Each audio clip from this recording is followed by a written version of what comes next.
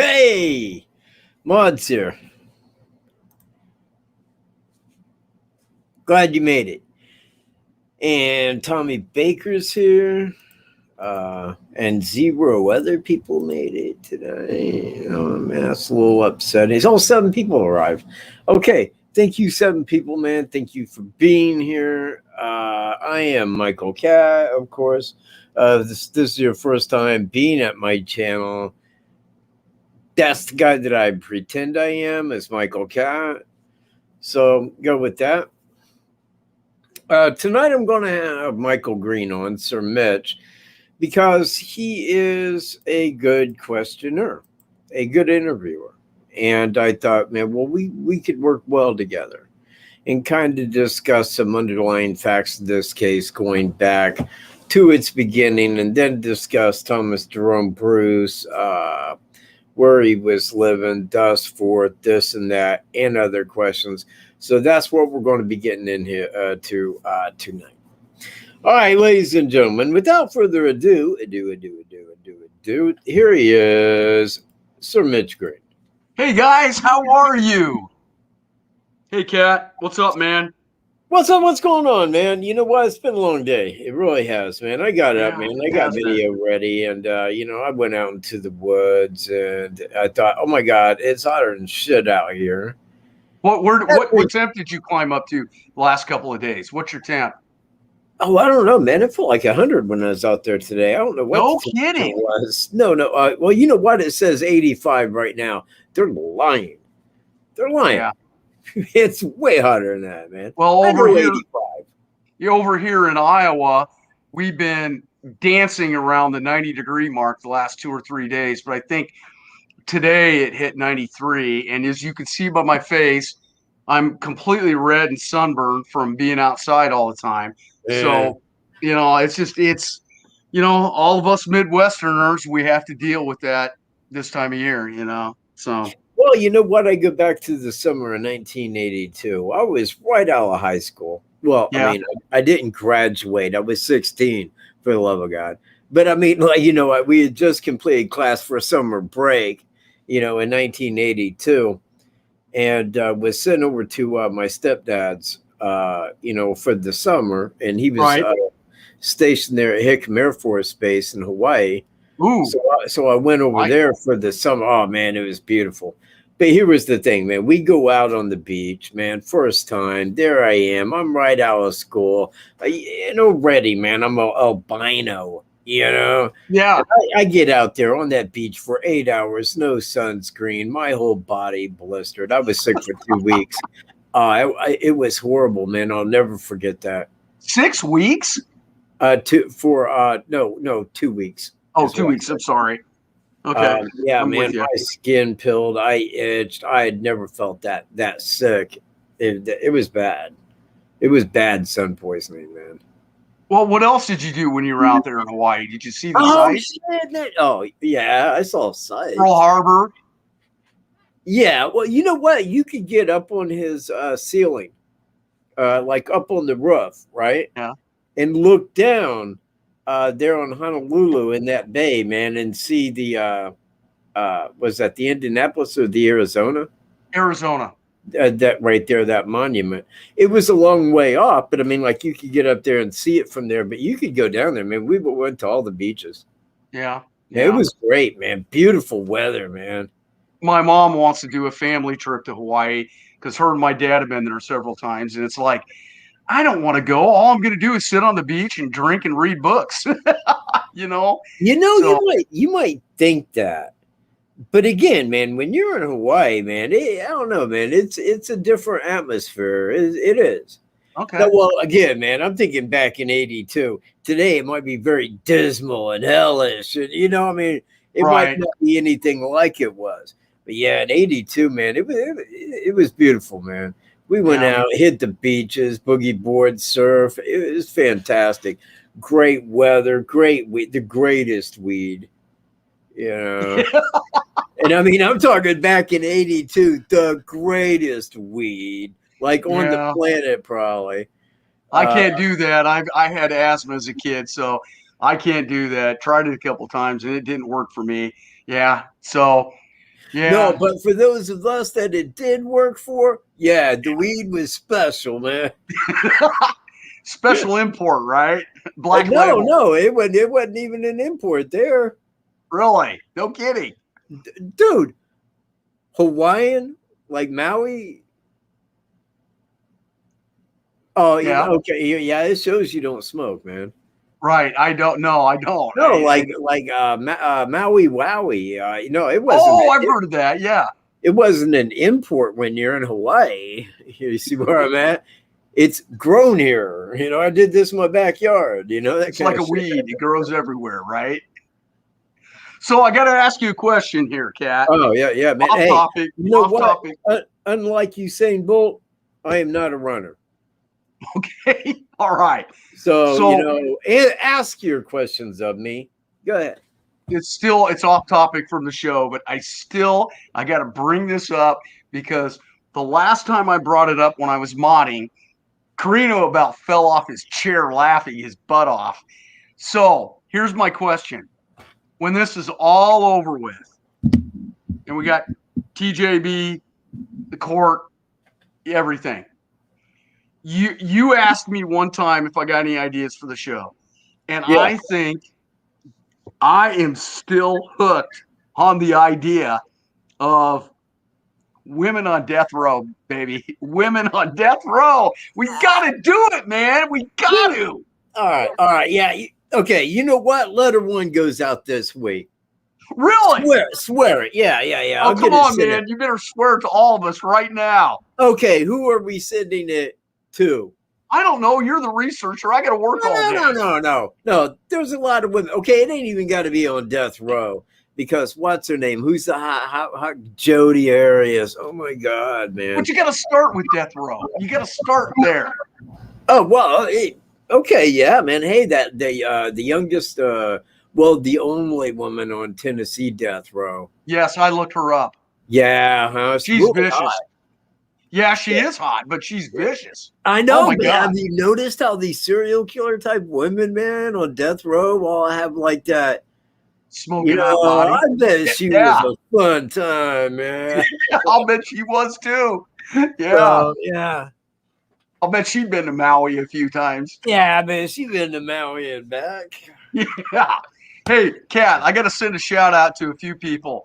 Everybody out there, StreamYard, Tommy Baker, Matilda, everybody's saying hi to me on here. Michelle, Trin, hey, you guys. It's great to see you on here. Excuse me, that is Trine with the long Trine, okay. Jenny DeWitt. Hey, all of you, smash that like button right now. If you haven't done it, do it. Yeah, I corrected there. See how I did that? See how I played? I know you did. You're great, man. Okay, let's get into it. Let's go. Yeah, man. You know what? Let's get on with it, man. We've killed 7 minutes, man. Let's begin. TJB, talk to me. Thomas Jerome Burroughs. Am I correct? Yes, sir. So we need to discuss. Let's kind of delve into this. The psyche, the personality. Yeah. Who is he? What is he? We know he was in the military in his younger days. Yes, we know he was married, divorced, and had kids. And he married again. I assume he married again. And when he was recently, a few years ago, arrested for the Catholic Supply incident, he was married to somebody that supposedly covered for him on No. Yeah, I don't know where you got that at. Okay, well, we had talked about this in the past about FBI telling her, or whoever, law enforcement, telling her, you had plans for Valentine's Day evening. No. Okay, I'm with you on that. That's what I meant.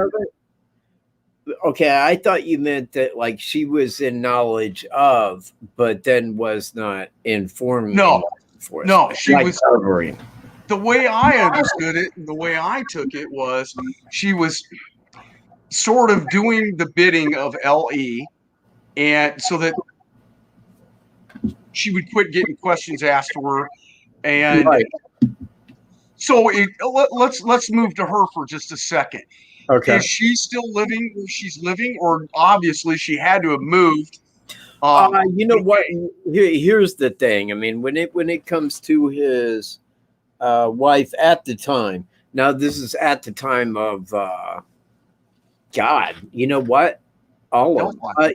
Well, yeah, but all of them that I can name. She was his wife. Now, I'm not sure when they got married exactly, but I know that he got a divorce in California from his first wife in 1993. Well, I know in 96 he was already married to his second wife. How many wives is he on now? 2. 3? No, 2. No. 2. That was his second wife. Okay. Now, and he had kids with the first wife, but not with the second wife.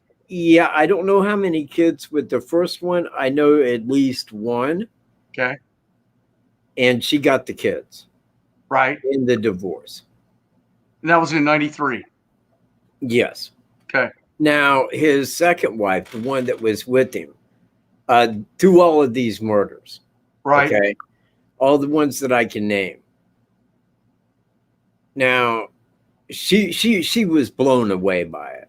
I mean, when Catholic Supply Store happened and the cops kicked in the door and arrested him and she found out what was up, I mean, it was like, wait, what?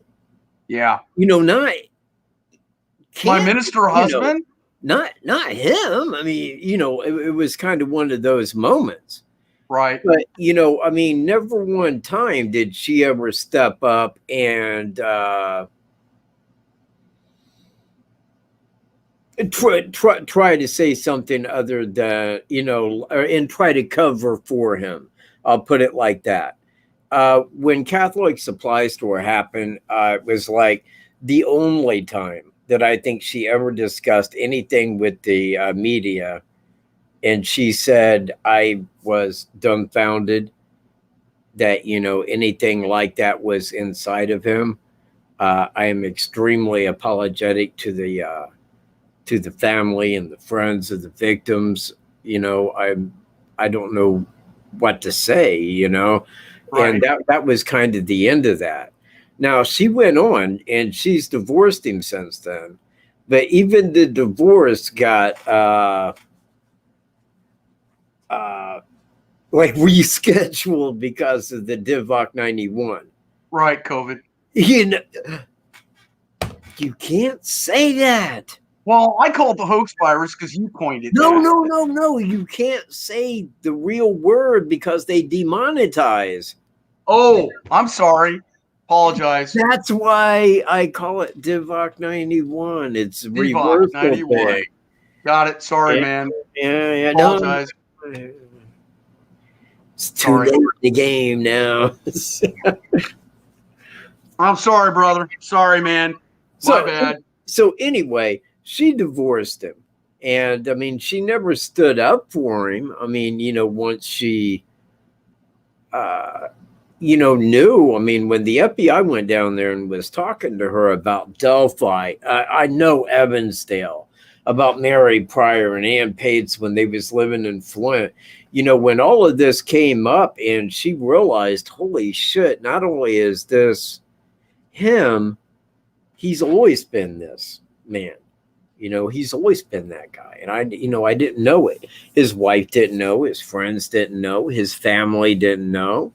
I mean, nobody knew this stuff about the guy. I mean, so she moved then. So she moved. Oh, you know what? I'm positive that she was out of that house that night. Yeah. I'm never sure to go back to get her stuff out, but that was yeah, she wasn't going to call that home any longer. Okay, so we know that TJB lived in a suburb of St. Louis. You know what?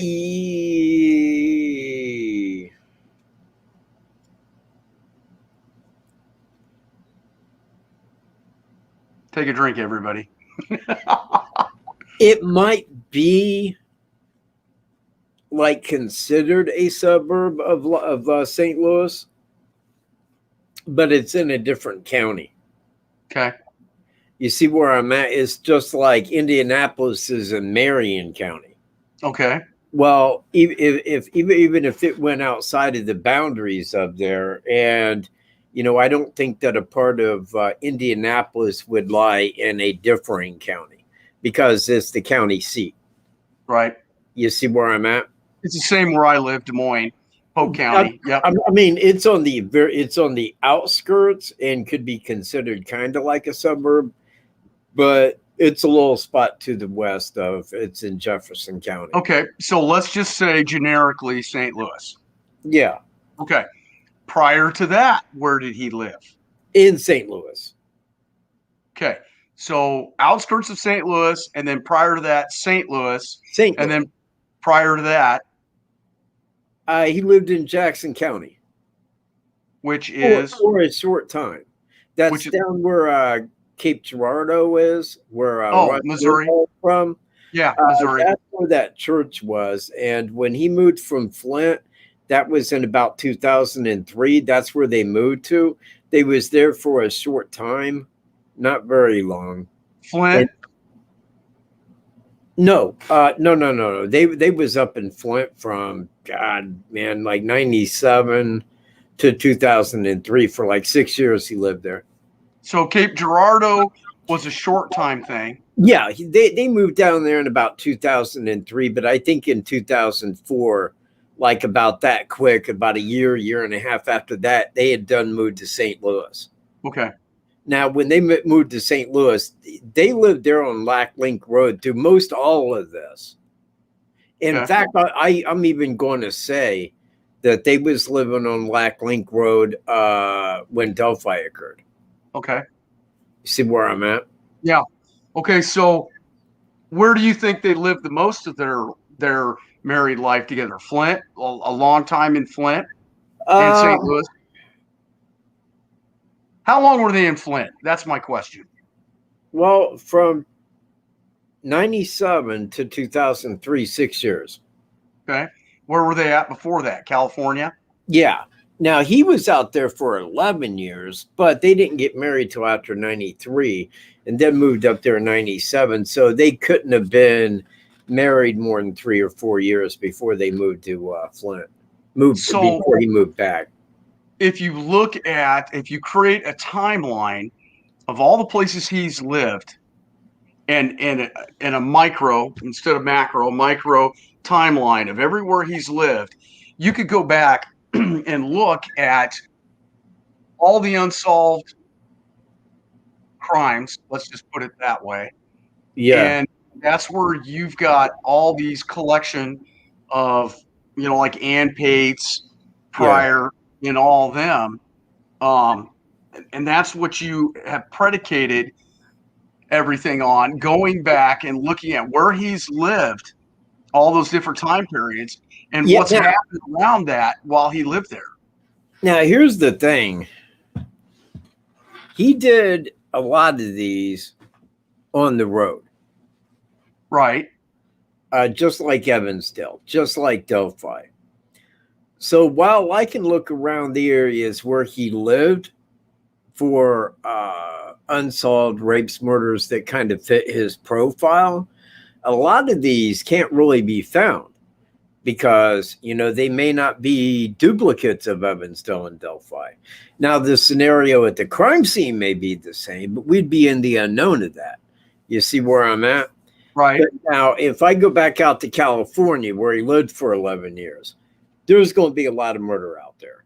But man, if you go to San Diego County or even surrounding county, anywhere in California, you know what? Shit like this happens every day out there. It's not news there. You see where I'm at? It doesn't get the publicity that it does, like in Delphi, Indiana, at Evansdale, Iowa. Run the numbers. Iowa's got 3 million people. What's Indiana have? 6, 5? Man. Yeah, I was going to say, man, we got probably double that, and I figured we was like on the same pace with Iowa. Well, no, we've only got 3.5 million, not quite 3.5 million people, but you got to remember, you got bigger cities. You got Indianapolis and Lafayette. You got some big cities. But my point is, look at California. Exactly what you just said. There's got to be, what, 30, 32, 34 million people living in California? Oh, jeez. Come on. I mean, if not more than that. Like you said, that's 1/6, 1/7, 1/8 of the population of the United States. So yeah, murders happen every day, all the time. And if you go to San Diego, Los Angeles, San Francisco, you're looking at an area where if you're a serial killer, you want to be located there. Yeah. Because you can go out and do these things without ever really being seen, and acknowledged as a person that would be, and cops look at it as, oh, we found another Jane Doe. It isn't held in the same thing as it is in Indiana. If something like that happens in, Howard County, right. And this is a little podunk county, but if something like that happens in Howard County, believe me, man, they're going to take that to a high degree. Big news. But when you look at like unsolved murders out there, man, I mean, it begins in like the 1920s with a Jane Doe they found, and it never goes into what happened. It never goes into what occurred, how they become missing, where they were. It never gives anything like that. So you can't really find shit in California. Right. But I know that like when it all comes to light, that everything's going to match. There's going to be a ton of them out there. There's going to be a lot out there. Also, man, I mean, I throw in the East St. Louis serial killer because that began in 2003, same time he moved down there. Yeah. If you're looking for an opportunity, where do you go? Prostitute. Yep. Well, you pick up a prostitute, you take them where you want, you do what you will, and then you fucking leave their body. Just like all of them. Right. Exactly. Yeah. Because if you can't go find opportunity, you can create the opportunity like that. And that's how many serial killers operate. So he just carried over his hunting grounds from there to wherever else he lived. Yeah. Yeah. Well, I think, and I mean, I can't really go back on it, many cases like that aside of maybe Bundy, because Bundy moved from like Seattle, elsewhere down to Florida. It was a few different places, man, a few different states. But if you look at BTK, it was all around that area. You look at Gary Ridgway, it was around that area. You look at John Wayne Gacy, it was around that area. You see where I'm at? They didn't really travel. Now, Bundy did a little bit, but I think Bundy began to do that quite simply because he couldn't keep going. He couldn't keep doing the same thing in the same area. You see where I'm at? It would draw attention to one person doing it. Right. So he wanted to take it outside of that area and go elsewhere. That way, that one and the ones he did hadn't been picked as, one guy doing it. He didn't want to be seen as that uncut serial killer. Okay. Gotcha. He didn't want special attention drawn to his cases. Okay. The more he could make them look like they were random individual events, the better. You see, that way you didn't have special investigators, special people coming in, looking over it and trying to locate him. He wanted to remain unknown. So let me ask this. Do you think he was either moment of opportunity or planning this out, going out, finding a victim, boom? What do you think or do you think it was a little of both? You know what? Really, both. I mean, I'll put it to you like this: Ann Pates, Mary Pryor, opportunity. Yeah, there it was. He was in the right food. There they were. Nobody's around. I can go do this. Right. You see where I'm at? Mm-hmm. Now look at like Evansdale and Delphi. He went to places where opportunity would rise. You see where I'm at? Right. He knew that they were small trails, hiked, but not heavily hiked. So if somebody was on that trail, you could get that person over to here easy enough, either by duress or lying or however you would do that, at that time, quick and easy enough without being spotted, located, anything, like that. It was a place where he could go and find opportunity. So, that takes me back. Delphi, I can look at, that was predetermined. He left and went there to kill. Right. Now, Evansdale, he had lost the job 1 month prior. Did he go to Evansdale to kill? Or was he traveling through and opportunity arose? Hey, BS just contributed. Thank you very, very much. Good job, BS. Thank you. And if you got a question, please throw it up. We will get to it immediately. Yeah, because I can't go with questions forever. Well, yeah, you can. And listen. Well, you see, now Evansdale, he lost a job in June. Now it does not state a date, but before Evansdale. Before Evansdale. Now Evansdale was done on July 13th, 2012. Well, he lost a job that he had for almost 6 years at Schnucks Grocer in St. Louis in June of 2012. Okay. 1 month prior to Evansdale. Later. He was unemployed during exactly 1 month. So, that's exactly like Delphi. 1 month before Delphi, he files bankruptcy, resigns from his job, and doesn't go back. You see where I'm at? So he's unemployed during the time of Delphi. So, like I said before, Iowa's 3.5 million people. Our biggest city is Des Moines, where I live, 500,000 people, including the suburbs, and that's growing. We just don't have this kind of thing that happens. I mean, yes, we had Evansdale. Yes, we had Molly Tibbetts. I mean, when something like this happens, boom, it's all over the place. It is huge. Yeah. Everybody's talking about it. It's all over the news. In fact, recently the Molly Tibbetts suspect went through his trial, and it was just all over the place. So my question for you is this. Do you think he knew where, I mean, God, how do you scout out your opportunities? Because you're looking for opportunities. You don't know where they're going to pop up. Evansdale, I mean, do you think he, like, after he grabbed the girls, do you think he had to look around on his phone and try to find a place to unload them? Or do you think he already knew ahead of time where he was going to unload them? You know what, man? I have given that some thought. I have. Okay. And I'll tell you what. This would best be explained if I go to the map. Okay? Okay, you going to do that? Allow me to go to the map here real quick. And I'm going to...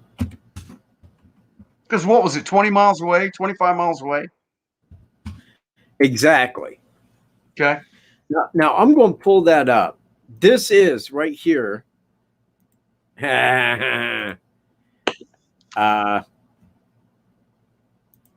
Make sure I do this correctly. Yeah, and add sound. That way we can talk during this. Okay. I'm going to blow this up just like that so we can all see it. Now, this right here is where they were found. This is Seven Bridges Park. Can you see that? Yep, I see it. It's up there. Okay, and I'm going to blow this up because this right here is the river that they were found beside. Okay? Yep. Now, they were found right here. Okay. Now, the nearest trail to that is when you go in and you go down here and park and then would take them down to there, right? All right, so you could drive on that trail. Yes, sir. That is drivable. Okay. And that is less than 100 feet away from the trail. Okay. Now, let me expand this outward because that's where I am. So let's say I get directions and I go to Myers Lake Park. Okay. I see that. Yeah, well, that ain't the way that it's two angels, but I'm not sure. You know what? I'll just put Evansdale.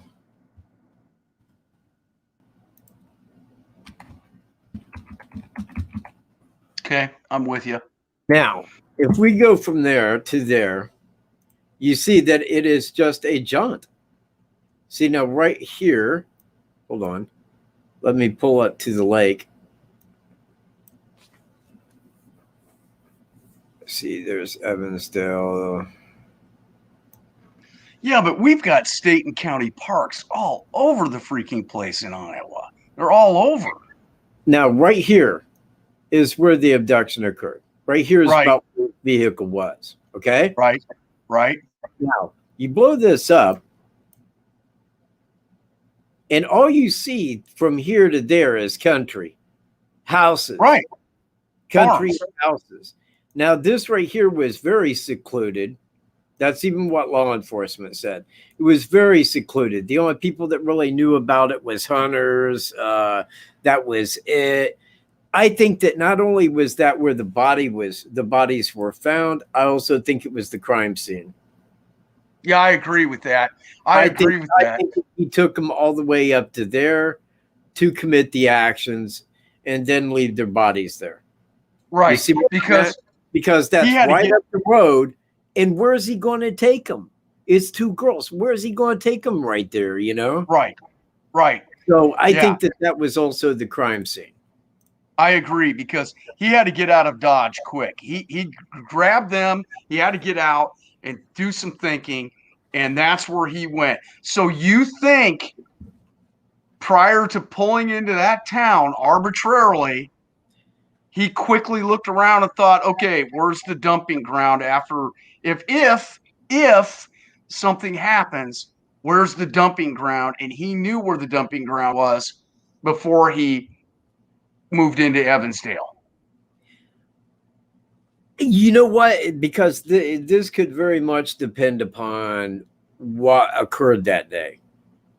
One, was he traveling to Evansdale? An opportunity arose. I'm sure that's what happened. Or what, he had lost a job and, you know, he knew of this trail, just like Delphi. I'm going to drive up there and see if I can't find somebody. It's Friday the 13th, right? Right. And do it like that. Now, just like with Delphi, I don't think that he has any connection with Delphi. I agree. I mean, outside of the double murder. Right. I agree. Outside of that, he has no, connections to Delphi. Correct. And I don't think that he really has any to Evansdale. Now, I know that he knew of the Delphi Park right there, the trail, because he had traveled there and stopped there and seen it as a place of opportunity. Now, if he had done the same with Evansdale and went there purposely that day for that, then he probably already had that area selected, because you're not going to select somebody to go victimize without a place to go victimize them. You're not just going to drive around all day. You see where I'm at? Okay, so a while back, you had proposed the idea that he's on his way to a brother's in Minneapolis. Was that correct? No. Possibly. What was up in Minnesota that he was on his way and Evansdale? No. I think that what I had stated, and I need to go look that up, and I have not yet, and I apologize. His first wife, and I believe that his first wife, lives in Minnesota. Okay. All right. Right. So his kids would live in Minnesota. Right. Okay. Right. Now he's living in St. Louis. Right. And if you drive from St. Louis, they're on Lacklink Road, where he was living at the time of Evansdale, and say, I'm driving to Minneapolis, Minnesota. That's what I put in. Right. Now I put in from Lacklink Road to Minneapolis, Minnesota. Guess what? You know, Evansdale. it takes 380 right there, exactly, right there beside it. Same as Hoosier Heartland here. So he could have been going or had knowledge of that trail by stopping there as traveling through in the past. Right. Same like Delphi. Or, or it could have been he had knowledge of it and then stopped there seeking an opportunity. Because if he has made that trip many times, yep, there are signs for everything in Iowa. I mean, Susie's Sweet Corn Shack. I mean, there are signs along every single major road in Iowa for everything and anything. And if he saw something that caught his attention on one of the many trips up to Minnesota, it could have triggered something on that day that Evansdale happened where, you know what? I've driven by this many times. I lost my job. I'm just going to pull off here and check a few things out. Who knows? Moment of opportunity. Well, exactly. And I mean, that could be the way that it happened. It could have been very similar to Delphi where he had lost a job. And you know what? I know of a little spot in the road where I can go to, where I can quite possibly, and then leave and nobody will know it's me. Right. In and out. Because the one thing, when you leave that state and go elsewhere, well, nobody knows your face or who you are. Right. They don't know where you came from. Man, no, you could have came up from up the road. They don't know. Right. A person really don't know that. So I think that could be one reason. Now, I don't want to lose this, and I don't want to give name, but it was brought to my attention. I have yet to look it up, and I am super apologetic because it is something that I wanted to do pre this show. I had a person that was watching last week's show, got a hold of me, and I believe that they're from Iowa.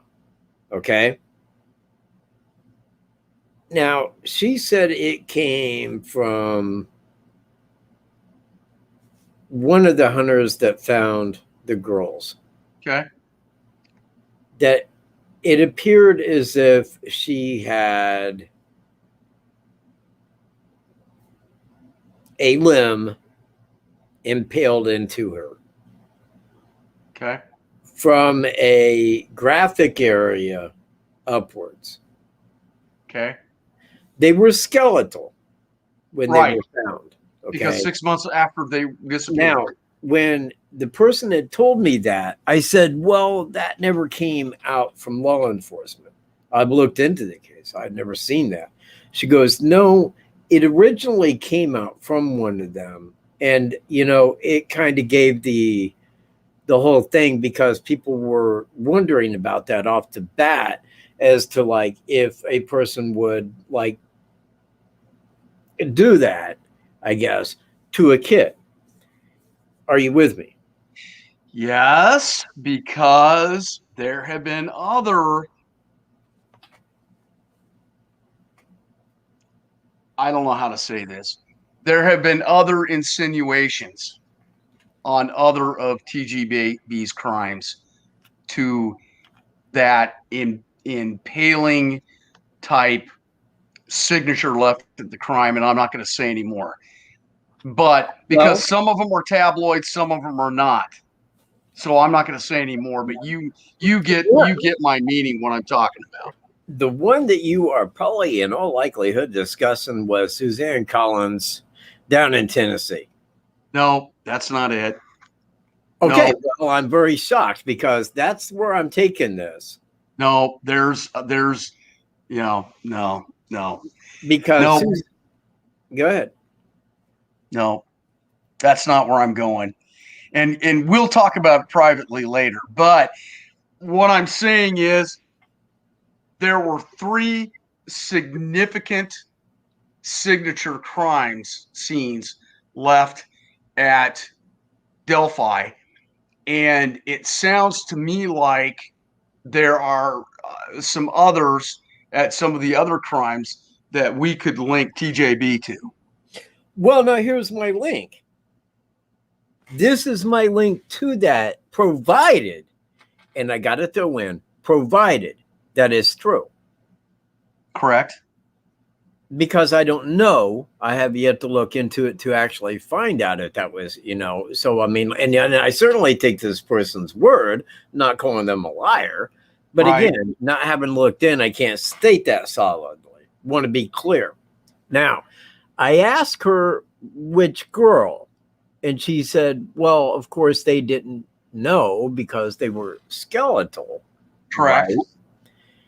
Now, we know that Suzanne Collins, the same one that Barry Scheck is trying to nail via DNA on Suzanne Collins' murder down in Tennessee at Millington base down there where he took avionics. And he says he was at that base at the time. Well, she was impaled like that. All the and way she was, wait, let's clarify something. She was a Navy or a Marine Corps corporal, private. She was enlisted. Yes. Yes. Okay. And she was jogging when it happened. Right. Correct. Now, she had a limb that was put up her graphic area so deep that it punctured her lungs. Mm-hmm. Her name was Suzanne Collins. Right. Now, if you look at the two girls' names there in Evansdale, you will realize that one of those girls' last names was Collins. Yeah. But that's coincidental. It could be. But, would he not know that, being in 2012, that, hey, this Collins thing, and it's actually, in a way, if you understand where I'm at, kind of left behind as a signature. Yeah, I know. It's kind of like the reverse dates. I know. And I'm with you on the reverse dates, but I think that no. Wait. Okay, like I said, and I want to be clear, I'm not stating this as fact. Right, I know I'm that. stating this as speculation. Right, but I mean, randomly he shows up in Evansdale, and well, randomly to us, yes, but to him it was not random. It had motivation behind it that we're unaware of. You see where I'm at? Yeah, I know. I'm not ruling it out, but you're stretching. You're stretching awful thin there. Stretching what? Well, I mean, come on. He's okay. Give me this. He's on his way north to Minnesota. Maybe. Oh, hey, a place I've scouted out before. I just lost my job. I'm feeling shitty about myself. It's time to do something about it. Right. Let's get liquored up. Let's do something. He does something.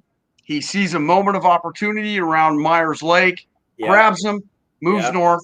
He has no time to find out who they are. And dude, on the ride, because you have no idea whether he took them by duress, if he lied to them, hey, there's somebody looking for you, we got to get you here. There's a lot of ways, because you don't walk up to kids and really point a gun at them, little kids. You don't know what they're going to do. No, he probably lured those two. Exactly. So there was plenty of time. By the way, what's your names? I mean, he knew, but I mean, once he made the connection that one's last name was Collins. Well, okay.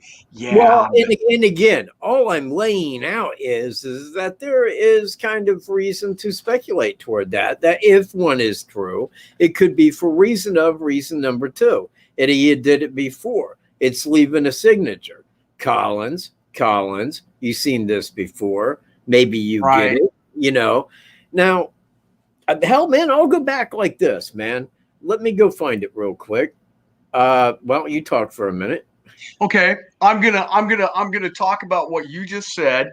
And as a history major in college, everybody always points, to the Kennedy assassination and the Lincoln assassination, and there was somebody affiliated with Lincoln that had the last name of Kennedy, and somebody affiliated with Kennedy that had the last name of Lincoln, and boom, conspiracy. I think if he approached those two girls, And Collins lit up in his mind. We said, "Oh, hey, girls, we got to get you somewhere safe. We got to, this, or I lost my puppy. Blah. What's your names?" And then the Collins popped up. Yeah, it probably went off in a light bulb in his head. But after that, it wasn't like purposely going up there and looking for a Collins or just it happened hang on, accidentally. Wait a minute.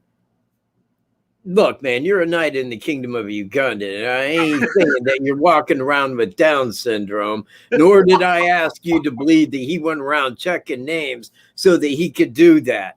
No, quite contrary. But when it happened and he made that realization, right, light bulb. Collins, okay, well, light bulb. Exactly. Now that's where I was going with it originally when you said, hey, you know what? I don't think so, Mr. Cat. I don't think so at all, sir. No. So, no, I stand by that when he found out that the girl's name was Collins, hey. Now, I'm going to back this with this, and here it is. Hey, Kenny, sir, if you didn't see that. Kenny, I see it. Kenny, hey, man, thanks. Thanks for being here, Kenny. Sir Mitch and King Cat. I got to get on that, and I got to start doing a 2-mile run every day, man. Yeah, good job. Yeah. I started running 2 weeks ago again. All right.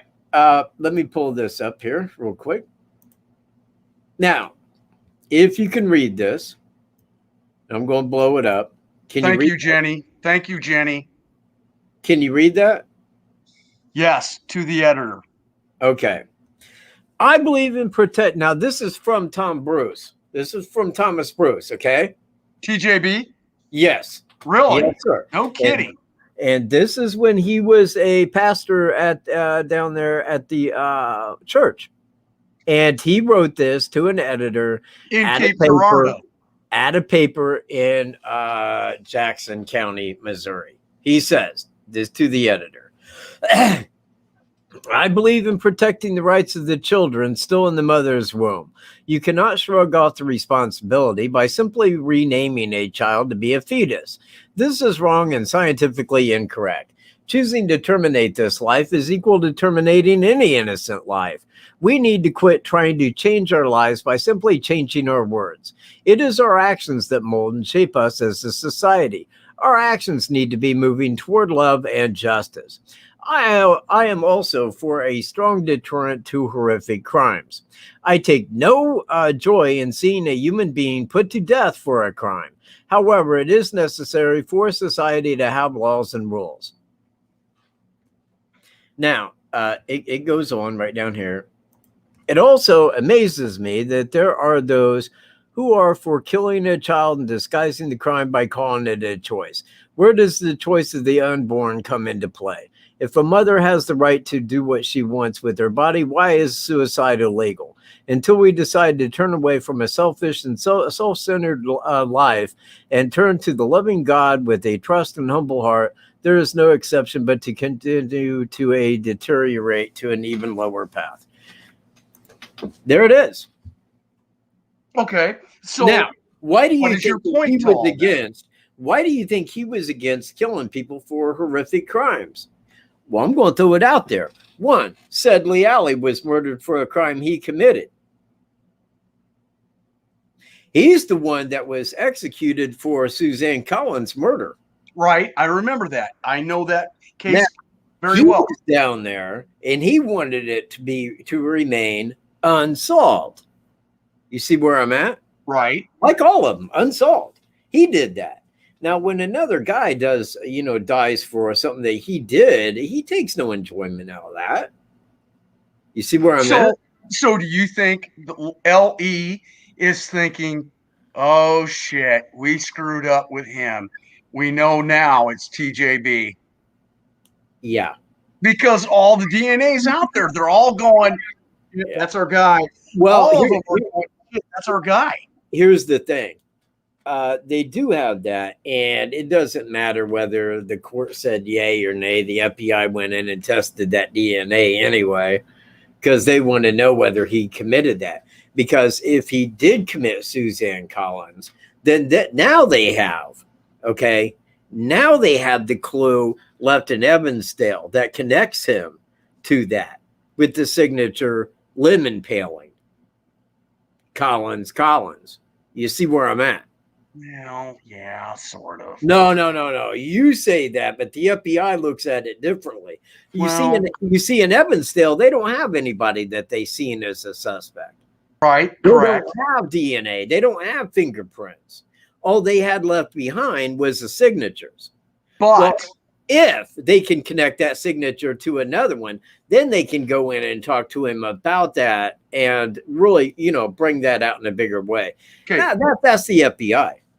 But I'm what? I'm gonna bring something up in just a second. First, I want to tell chat, hey guys, when you say Mike and you're addressing in chat to Mike, you got to remember something. You're talking to two mics here. So say Sir Mitch or Cat, because some of you are saying Sir Mitch, some of you are saying you got to walk the creek, Mike. Thank you, Kenny. Are you talking to me? I'm assuming you are. He's talking to me, man. Okay, so because I haven't walked the creek like you have, so I'm sure he's talking to me, and I got to get out there, and that's my goal. 5-year anniversary, you and me, Cat, and then when we're done, we're gonna play a game of chess or kick my ass. I know, but we got to do it. Yeah. Okay, so how do I go about this? Well, what are you doing? What was the last thing that you mentioned before I went off talking to everybody in chat? Oh, I don't know. I don't know either. Anyway, I'd rewind, but we can't. We can't rewind. You can't rewind live, man. You can't rewind live. It's okay. Going anyway. The show must go on, bro. The show must go on. So I know that I was talking about the letter to the editor. Right. And that connection, if one is true. If one of the girls were impaled, then that does definitely, given the Collins connection, apply as a signature that could carry one to the other. Okay, I remember where I was going to go with this. Okay, so I saw a couple of articles online this last weekend when I was doing a little research, and it wasn't really anything important. It wasn't to Delphi or Evansdale or anything like that. But I read an article where investigators, and I can't remember where it was at in the United States, but investigators stumbled across DNA. They were able to trace back to some, now I'm going to quote here. Go ahead. Quotes. Scant DNA left from the skeletal remains. Scant. They were able to, they claimed that technology has advanced to the point where if they can get scant, quotes, DNA, they can enhance it or do whatever, and then send it into that FBI database and be able to find their killer. So I'm thinking in the last couple of years, maybe it's because of crypto technology. We don't want to go down that road right now, maybe. Hey, man, you know what? Real quick on that, man. Did you check your email? Because today I got $6 more in crypto on COINBASE. Good for you, that's man. right. So now it's like $40, man. $40, man. $40 in crypto, people. I dumped a bunch of money last week when it dived. I think it was the 23rd, 24th. Polkadot and oh God, what's the other one I was talking about last show? Line, I can't remember.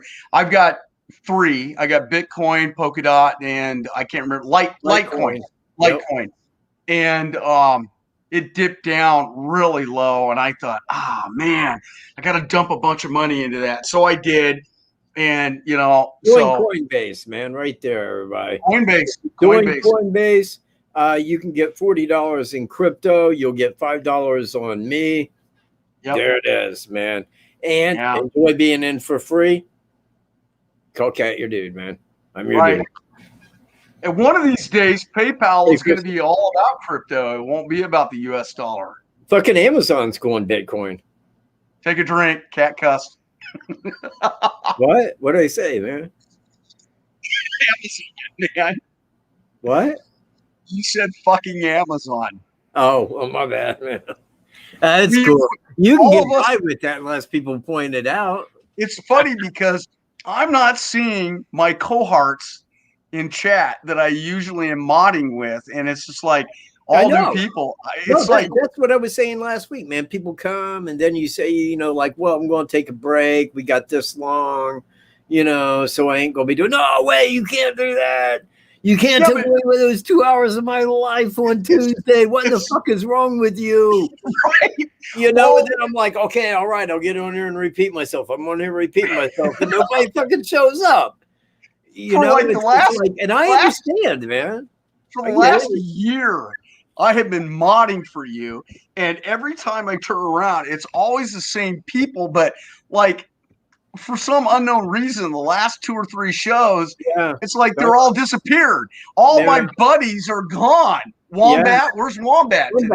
Watcher, where's Watcher? Ivy Rose, man. Little Jack, where are these people? Jack Russell. I mean, you know, they're like not here. Baxter, and Donnie, not here. Yeah, and I haven't seen what's her name? I got a crush on her. What's her name? God. Oh, it's not India. It's oh God. I'll think of it later. Oh yeah. You know, I'm just looking at this going, where's everybody? You're supposed to be helping out here. So, you know. Well, hey, you know what? We're having a great show, man. Let's continue. Okay, let's continue. So now I was going down the road and speculating that if provided, I'm just saying that if there he is, there's Donnie. Donnie. Thanks for being here, Donnie. That if one of the girls was impaled like that in Evansdale, if that is true, then I said, then this really shines a light back to Suzanne Collins in Tennessee, which Barry Scheck says that TJB was at that base at that time. And we all know that with his brutality, that is something that he would do. And that pertains right back to my letter for the editor, that where he's all like, you know, oh, I don't enjoy seeing people die for her. But, you know, I bet he don't, you know. But the thing is, I mean, this really shines the light between those two crimes. And he may be committing both. So, if it's true. Okay. And I can't say that it is true. All right. Here's my take on that. I think that people like who our suspect is, they commit such horrific crimes that they have to have 2 lives that they lead to be able to continue on. They got that part of their life that they're this horrific serial killer, and then that other part of their life where they are leading a life of pillar of the community, decent, wonderful person, an associate pastor, and to keep that all balanced and to keep themselves sane, maybe that's how they do it.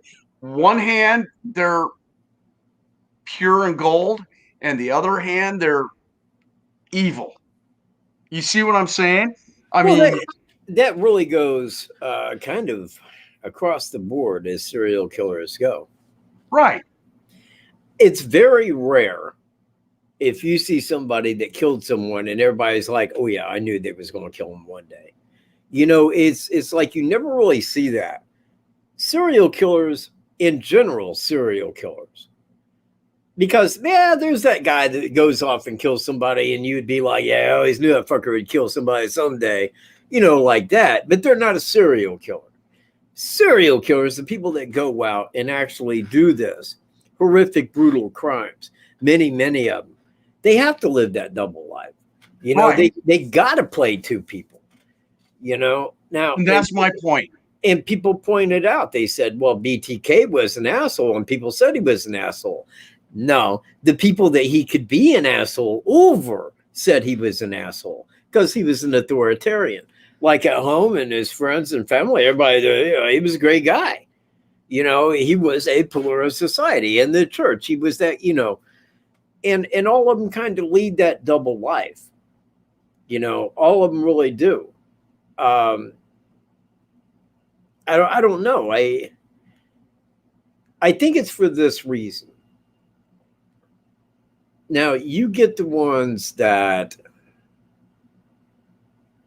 something occurs. Maybe it's genetics. Maybe it's genetics and their upbringing. However, it's going to fly like that. Then, they start getting this mentality of, and then they go into puberty where these fantasies start to exacerbate and get bigger and carry on, and they get bigger and bigger through their teen years till one day they got to act upon them. You see where I'm at? Now, in those cases, because all of this has been kept secret, no kid's going to be like going through puberty talking about like, my God, man, you know what? I'd like to really take this sexy woman, man, take her out, strangle, slice her neck open. Just, a kid ain't going to say that. Do you see where I'm at? So all of it's kept very hidden. So they have to become very good at hiding that dark spot, just like Ted Bundy, just like these people. The people that are around him, man, they're like, what? He can't be. I know that guy, man. He's like normal dude. They got to take that on. Now, there are cases, man, where a serial killer was caught and everybody's like, oh, yeah, man, you know what? And everybody's like, yeah, we could see that. We could see where that guy did that, now that it's brought out. Yeah. But in most cases, it really ain't, man. I mean, like their friends and stuff like that. That's the last person they would have expected. Well, because you had said before that TJB had been so highly respected within his church community, and he was phenomenal with kids. That was one side of what's that? Who was? TJB, being a church pastor, was phenomenal with kids, great with kids while he was a church pastor. Everybody had said that. And then now all of a sudden, we've got what we've got with him right now as who he really is. Well, here's something that bothers me a little bit. Guys down the hill.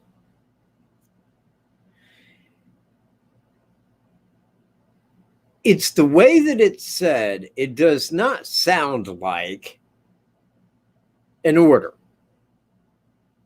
like a demand.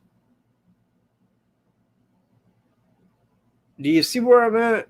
It's like when you hear that guys down the hill, you would never hear that and go, oh my God, that's somebody ordering someone to go down a hill. It's almost like guys down the hill, like almost in a way. And again, I mean, speculation because we don't know.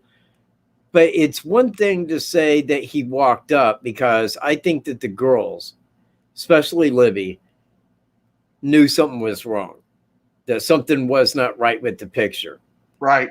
Now, we don't know whether he walked out, displayed the weapon, and said, you're under my command, or, hey, I'm with law enforcement, blah, blah, blah. You know what, man? Look, I was over here, but I had my dog. It's down here. I can't, hey, guys down the hill here.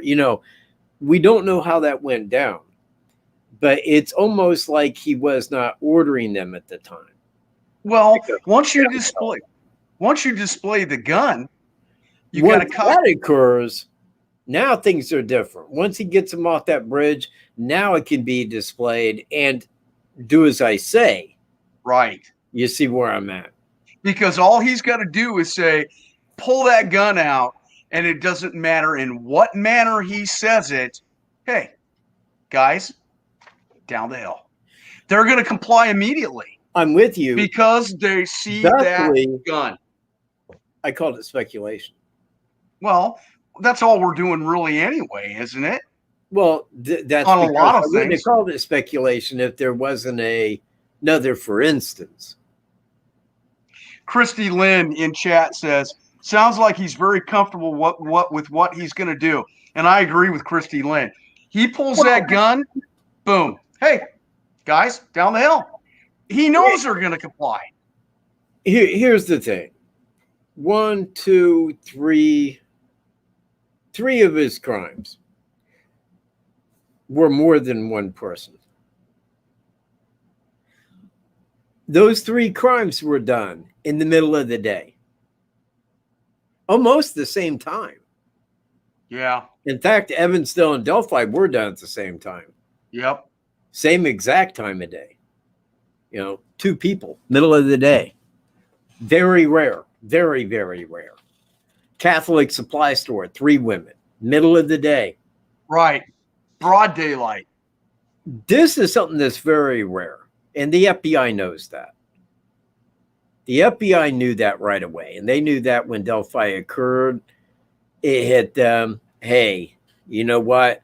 This could be the same guy from Evansdale. I mean, this is 2 girls, came up missing at a small trail, middle of the day. We don't know, but it's on the reverse date.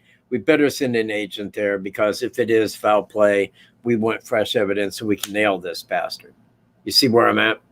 Well, okay. So let's back up just a second and discuss that.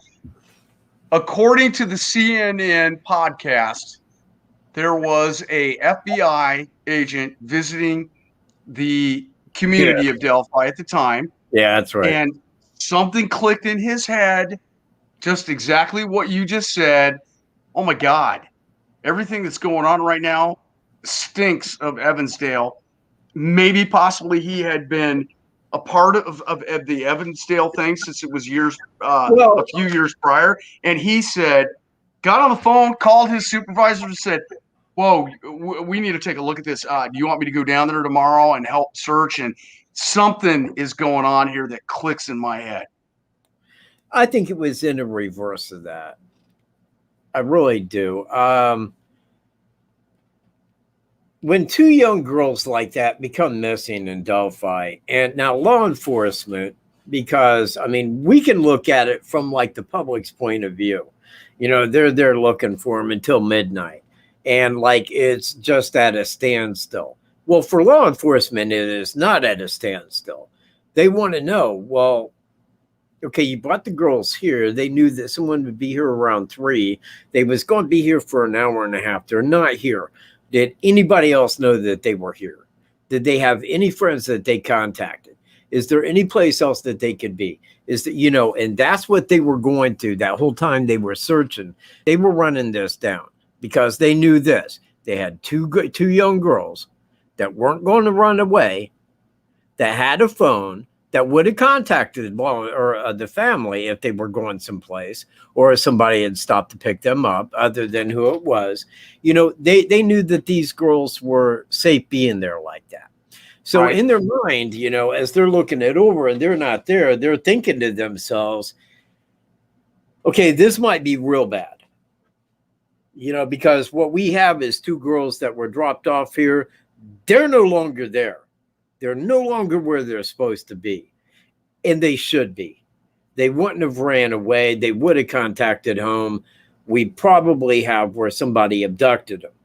You see where I'm at? Mm-hmm. But they didn't have a person. They didn't have a car. They didn't have anybody responsible. So they didn't have a motive. Amber alert. You see where I'm at? They couldn't issue an Amber Alert. That's why, look, I live right here, man. Right up the street from it. Like literally. I didn't know until the night of the 14th at 11:30 that any of it had even happened. It wasn't even on the news. I'm down at my friend's house. We had no clue. We didn't even know 2 girls were missing in Delphi. None of the news carried it like that right here. It was insane, man. It wasn't until the night of the 14th, and then it was like international news. When the bodies were found, boom. That all over the place. Big story. It went around the world. Well, I don't know. It's been what, 4.5, almost 5 years here next February since it happened. But things must be different now than back then, because here in Iowa, anytime anything remotely could be assumed as an abduction or whatever. Anytime a kid turns up missing, boom, the cell phones light up with Amber Alerts like you have no idea. But you see, with an Amber Alert, they got to have a person or a car. But what I'm talking about, Kat, is the time frame has really narrowed in the last 3, 4, 5 years. Anytime something happens within 1, 2, 3, 4 hours, boom, it's all over the phones. I mean, we're getting Amber Alerts like you wouldn't believe. And I think, I don't know. Okay, but understand, in order to create an Amber Alert, you got to have either a person, or B, a person in a car. I understand that. I understand. If you don't have a person or a car, you can't issue an Amber Alert. Well, all right. I mean, you see where I'm at, because that's the prerequisite for that.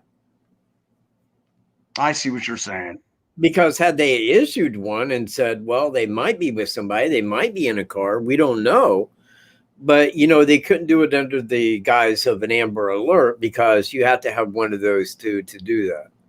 Hey, Davy Crockett, how you doing? Yeah, I see Davy. Davy's there. He's been away for a few weeks, man. Everybody missed him. Hit the smash button. Hit that like button, guys. Even the Beatles missed you, Davy. Okay, so let's get back to Thomas Bruce. Let's get back to that cat, man. Let's do it. All right, so I know everything about this fucker. We know he was in the Navy. He was in the Navy for 11 years. What did he do in the Navy? What was his MOS? Avionics. So aircraft repair type of thing. Betcha. So all the places that he was able to do his active duty time, other than on board ship, you've looked into? Yes, I have. How were you able to find all that? Now, here's what I did. Because he was stationed on the USS Kitty Hawk. Okay. All right. And now I know the years that he was stationed on it. Now, he was also stationed on land. So understand, when he's not out at sea or whatever the hell it is, people in the, I got 2 brothers in the Navy, probably retired already. I don't know. I never really reached them about their Navy experience enough. But anyway, when he's like on shore leave, and I think it goes, or it used to go, or maybe I'm just wrong, maybe they do 3 years at sea, 3 years on land. You see where I'm at? Or maybe they go 1 year at sea, 1 on land. However it is they do that. No, that's not how it works. I know, because I had a scholarship at ROTC with a major state university. They're on land shore duty most of the time, and only casually and sporadically they're at sea. So he would have. Now my brothers were on the USS Carl Vinson, and they spent like much of the time at the beginning at sea. Yeah, but if you look at the whole time they're in the service, they're going to spend a lot more time on shore duty. Oh, yeah. No, I'll give you that. So because there's extra training, there's different billets that they will serve, and their sea time is minimal because we only have so many ships, blah, blah, blah. Okay, keep going. So, you'd ask me, like, well, how did I do that? Well, I knew where he was stationed at. So anytime that he was not like, out at sea, probably anything would happen in that or surrounding counties. And again, man, when you're looking at San Diego County, do you really have to go that far to find opportunity? I mean, you see where I'm at. It's like living in St. Louis as prostitute. It's not that hard to do. If you're living in Flint or something like that, a little harder to do. But if you're living in San Diego, not that hard. Now, what I did was, through those 11 years, I looked at every port that the USS Kitty Hawk had been in. Okay. Every place that it had stopped where they had shore liberty. Liberty, yeah. Yeah. So, but that's not to say that he was permanently assigned to the Kitty Hawk the whole time he was in the service. It does say that. Oh, it does. So It does. okay. So, but again, you kind of it's like, I don't think it works like this. I don't think that they stopped in Japan and he went out and killed in Japan. Now, here's why. It's not that he wouldn't have been out drinking and not been in a mood for that, but where's he going to go to find opportunity? Plus, if he kills somebody in Japan, he's got to answer to Japan for that. right. You see where I'm at? Or whatever country that liberty is being taken place in. And he would have to remain in that country in their prison. Well, Right. I don't think that he wanted that. In fact, I mean, I think that if he was going to prison, he wanted to be in America, one. So I don't think that he was out there in the Navy going shore to shore killing people. Not to say that it couldn't have happened, but I'm doubting it. Okay. I'm more doubtful of that. I think that most of it was done in times when, he felt powerless, like divorce, lost a job, when he got out of the Navy. And I have a guess on this because he did do repair and he was at the USS Kitty Hawk. I know that he had said to a lady on his Facebook, on a Facebook post, that he only had 15% hearing in his right ear now. Okay. Well, he didn't have 15% hearing when he joined for 11 years, right? And to say that he only has 15% in his right ear would mean that he had much more in his left ear. Now, that was probably an ear that was facing the jets. Would you not agree?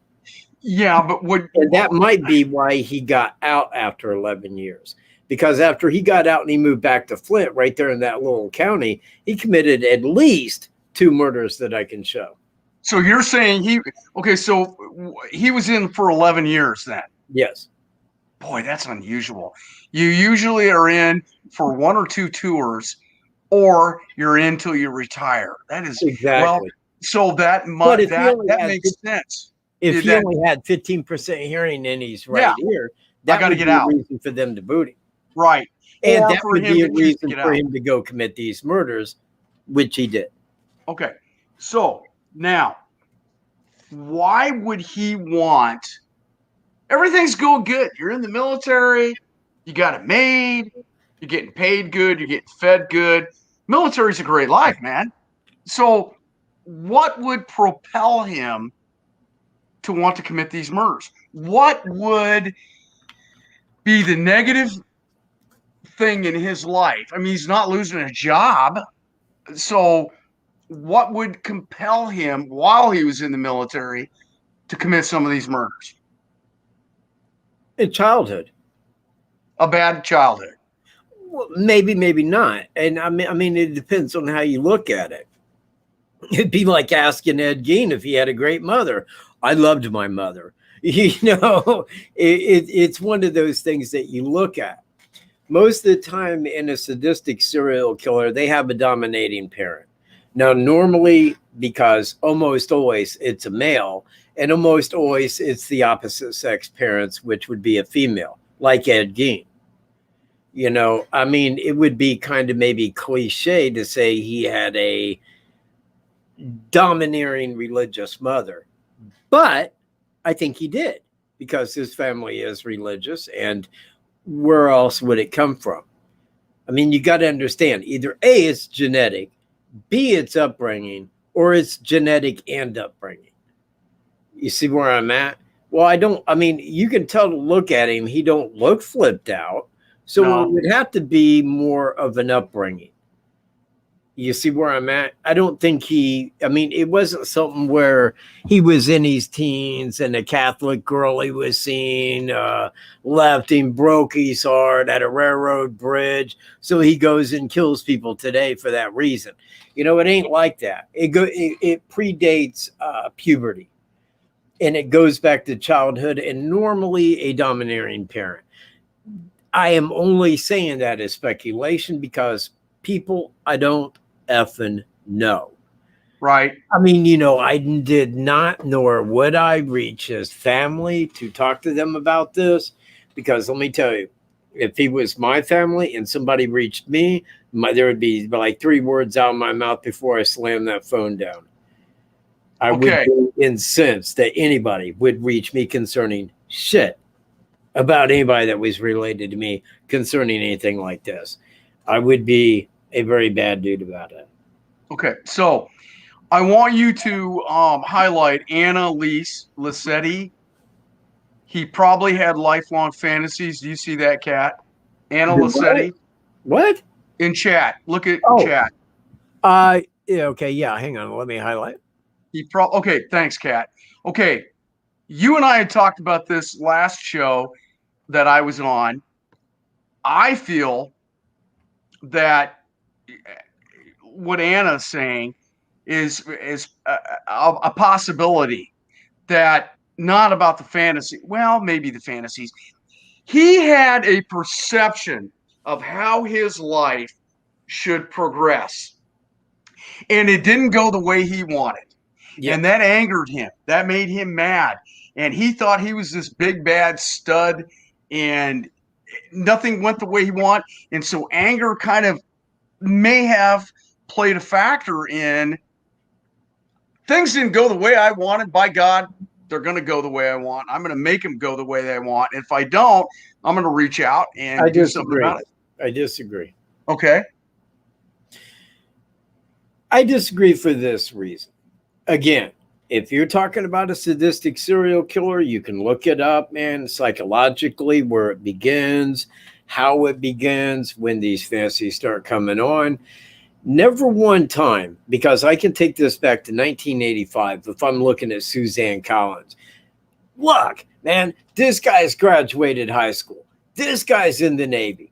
This guy's in training. What does he do? Life's doing well for him. He goes and commits a brutal rape and murder. Now, that ain't because life took a shit on him. Right. Quite contraire, life was very good to him at that time. He had it made. But there was already the prerequisite in his mind that when life shits on me, it's a woman's fault. And you know who's got to pay the price? A woman. A female. Right. They got to pay that price. And that's how it is. Now, how that came to be, how that got into his mind, how that was fixated and when, I don't know. And that's one thing I wrote him. I said, there's a lot of questions that I would ask you. I know you can't answer many of them. But I'm like, and that's why I told him. I can go to Montrose on the map. A little spot in the road, man. Like, seriously, like Burlington right here is about that size. One bar town. You know, that's the size of his little hometown. Little spot in the road. Now, it's weird because you got the Flint River that runs right there where Montrose is. Like, here's Montrose, and on the east side, right there it is. It runs right by it. You're back to Ann Pate. You're back to Ann Pate's. Well, you know what? I'm going to pull this up. While you do that, I got to go grab another pop.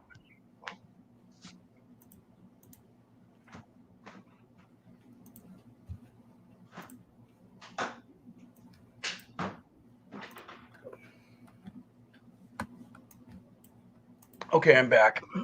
All right, hang on. Montrose is a tiny little town for my research that I saw. There's Montrose, little dot in the road. His hometown, Michigan. You know, little spot. See right here. Yep. Now, right here is the Flint River. See it? Yep. See it? Right there, man. Now, I got to thinking about that because he's from a little town. And being from a little bitty town, you know, really a hick town there in Michigan, a spot in the road. I thought, what would possess a guy from a little bitty town like that to go out and commit these kind of brutal murders? I mean, it would never pop into my head or anybody that I know has had to go do some shit like this. Very evil. You see where I'm at? Yep. But I thought, right there's a river, man. Right there. And, I mean, this is lower Michigan. And I thought, well, there's got to be a bridge a railroad bridge that crosses the Flint River, right? Right. Yeah, you would think. Yeah, right. So, I mean, I started looking at this. Now, I forget exactly. And I mean, it's really hard to find like this, but I found it really easy last time after I looked it up. It's like right up in here somewhere. I believe I'm in the right area. But there's a railroad bridge. It's like 3 miles north of Montrose. 3 miles north, man. There's Active or closed down? you know what? I don't really know. It's like right up in here around Burt. But there's a railroad bridge that goes through here. And that's where he was born and raised. Let's clarify. That's where he was born and raised. Well, he was raised here, but I'm sure he was born in Flint. Okay. I mean, it's just like me. I mean, like, if I was living on the property where I'm at, well, it don't mean that I was born in Burlington. They would have took me to probably Lafayette from Burlington, Kokomo from here. I'm sure he was born in Flint, but that's where he was raised, is right there. Now, let me take this to Lennon, and we go right here to Highway 13, right here. See it? Yep. We go south a little piece.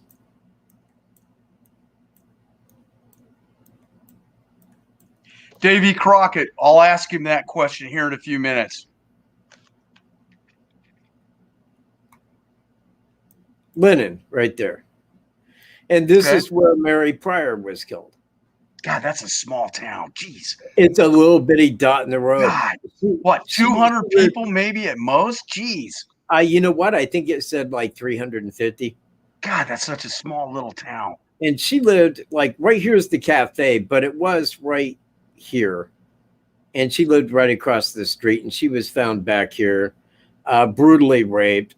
I thought it was further north of the town, like off the highway. No, right here is the highway. Yeah, right. But I thought it was north of this is off the highway. This is north of the town. Okay, well, okay. I'm looking at your cursor. I'm looking at where your cursor is. And he took her back here.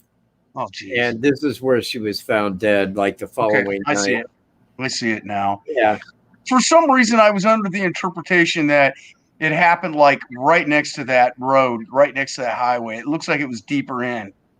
Well, it did, but see, you got to understand. I mean, like, let me try to like locate this. It was almost like he didn't care if somebody this found right her here is where the bar was, I believe, at that time. Oh, and look, right here is railroad tracks. Oh God, always the railroad track theme, huh? Yeah, he always plays that. And gee, wow, you know what? Just like right here, wow, right beside the railroad tracks.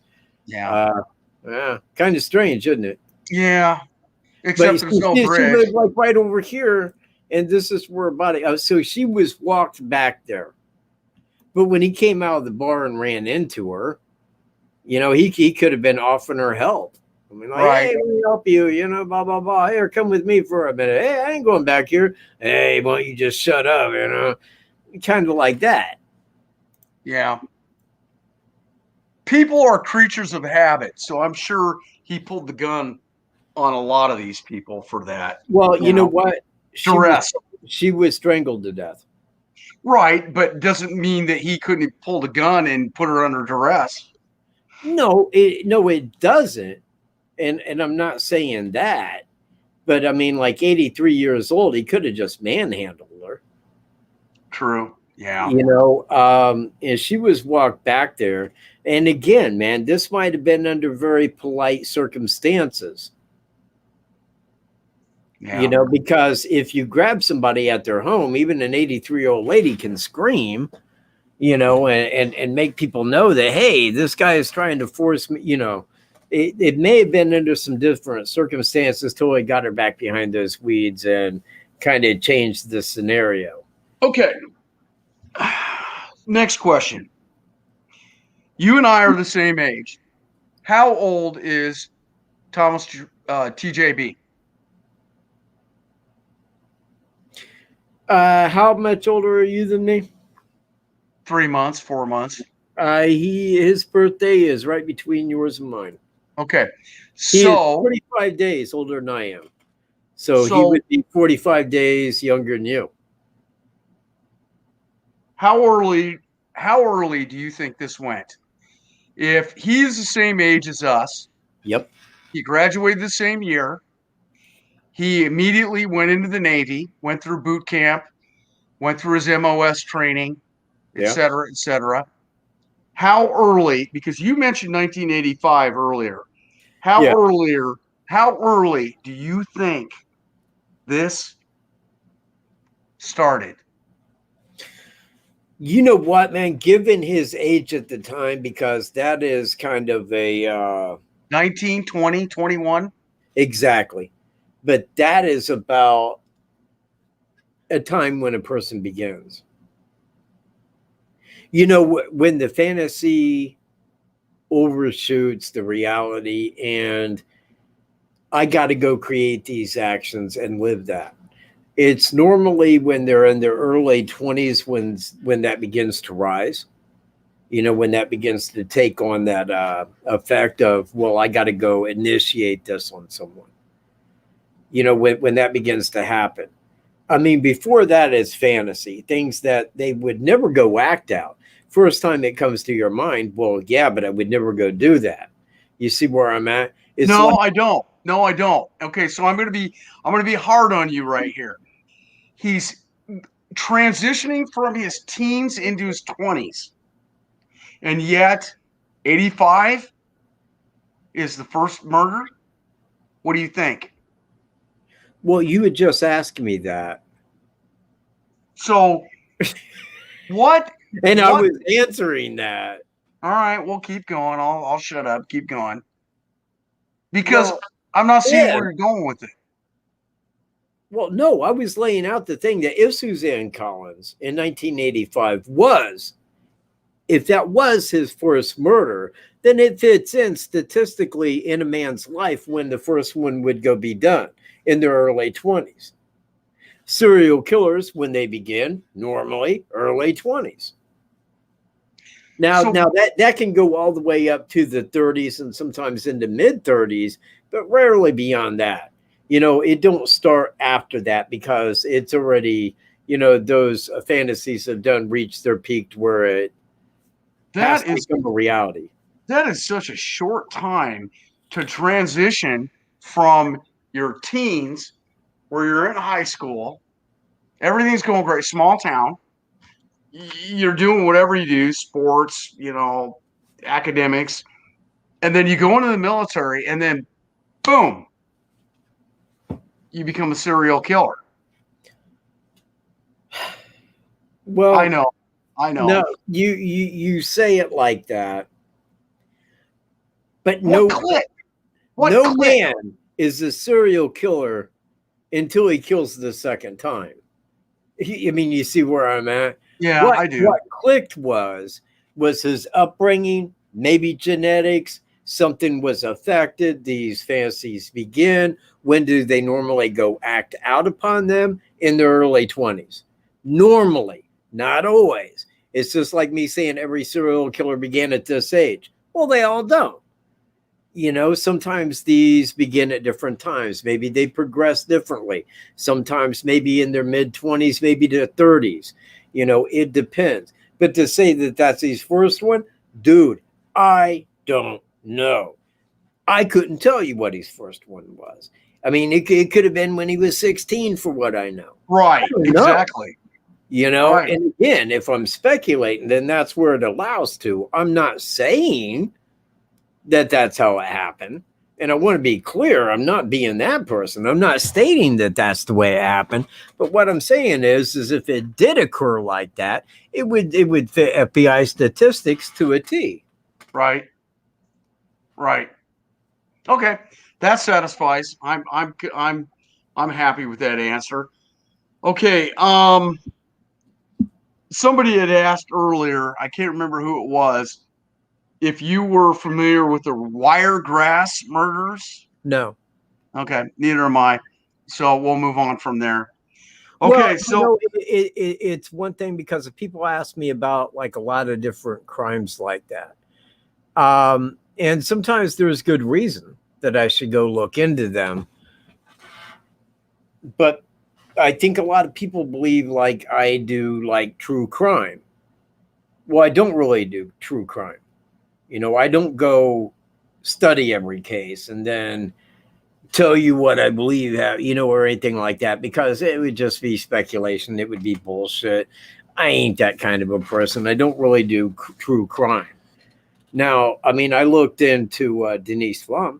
I looked into that, and I'll tell you right now, I'll tell anybody right to their face that they're wrong. That guy had nothing to do with it.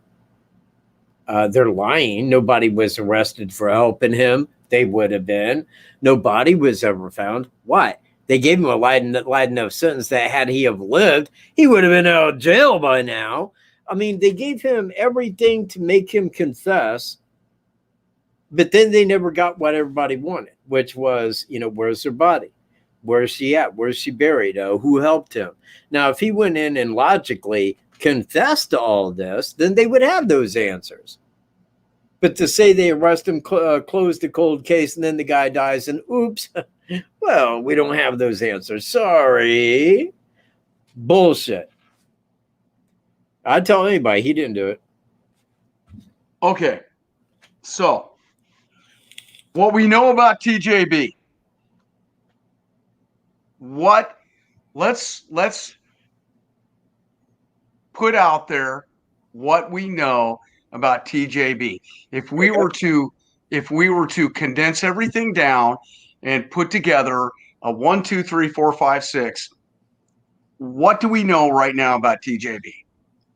A, upbringing and possibly,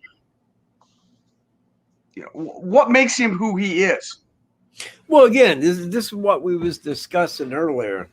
And sadistic serial killers, there's normally the upbringing that arises the fantasies and the tendencies toward. Now, you can have a child that is genetically predominant toward behaviors like that, right? Now, you can have a kid that is genetically predominant like that, but being raised in the correct way, these never come to a realization in his mind. He never goes and acts out upon these. You see where I'm at? He lives normal human life. No biggie at all. But if a person is genetically predominant toward that, and they got that kind of upbringing, then it's almost a sincere fact that they will become this kind of a person. So I would have to relate it back to his childhood into some manner. Okay? I don't know what that manner is, but I can make connections with Ed Gein. His mother that raised him was very dominating and Christian. Women were the reason for everything. They were nothing but evil. STDs. They were the reason for man's demise.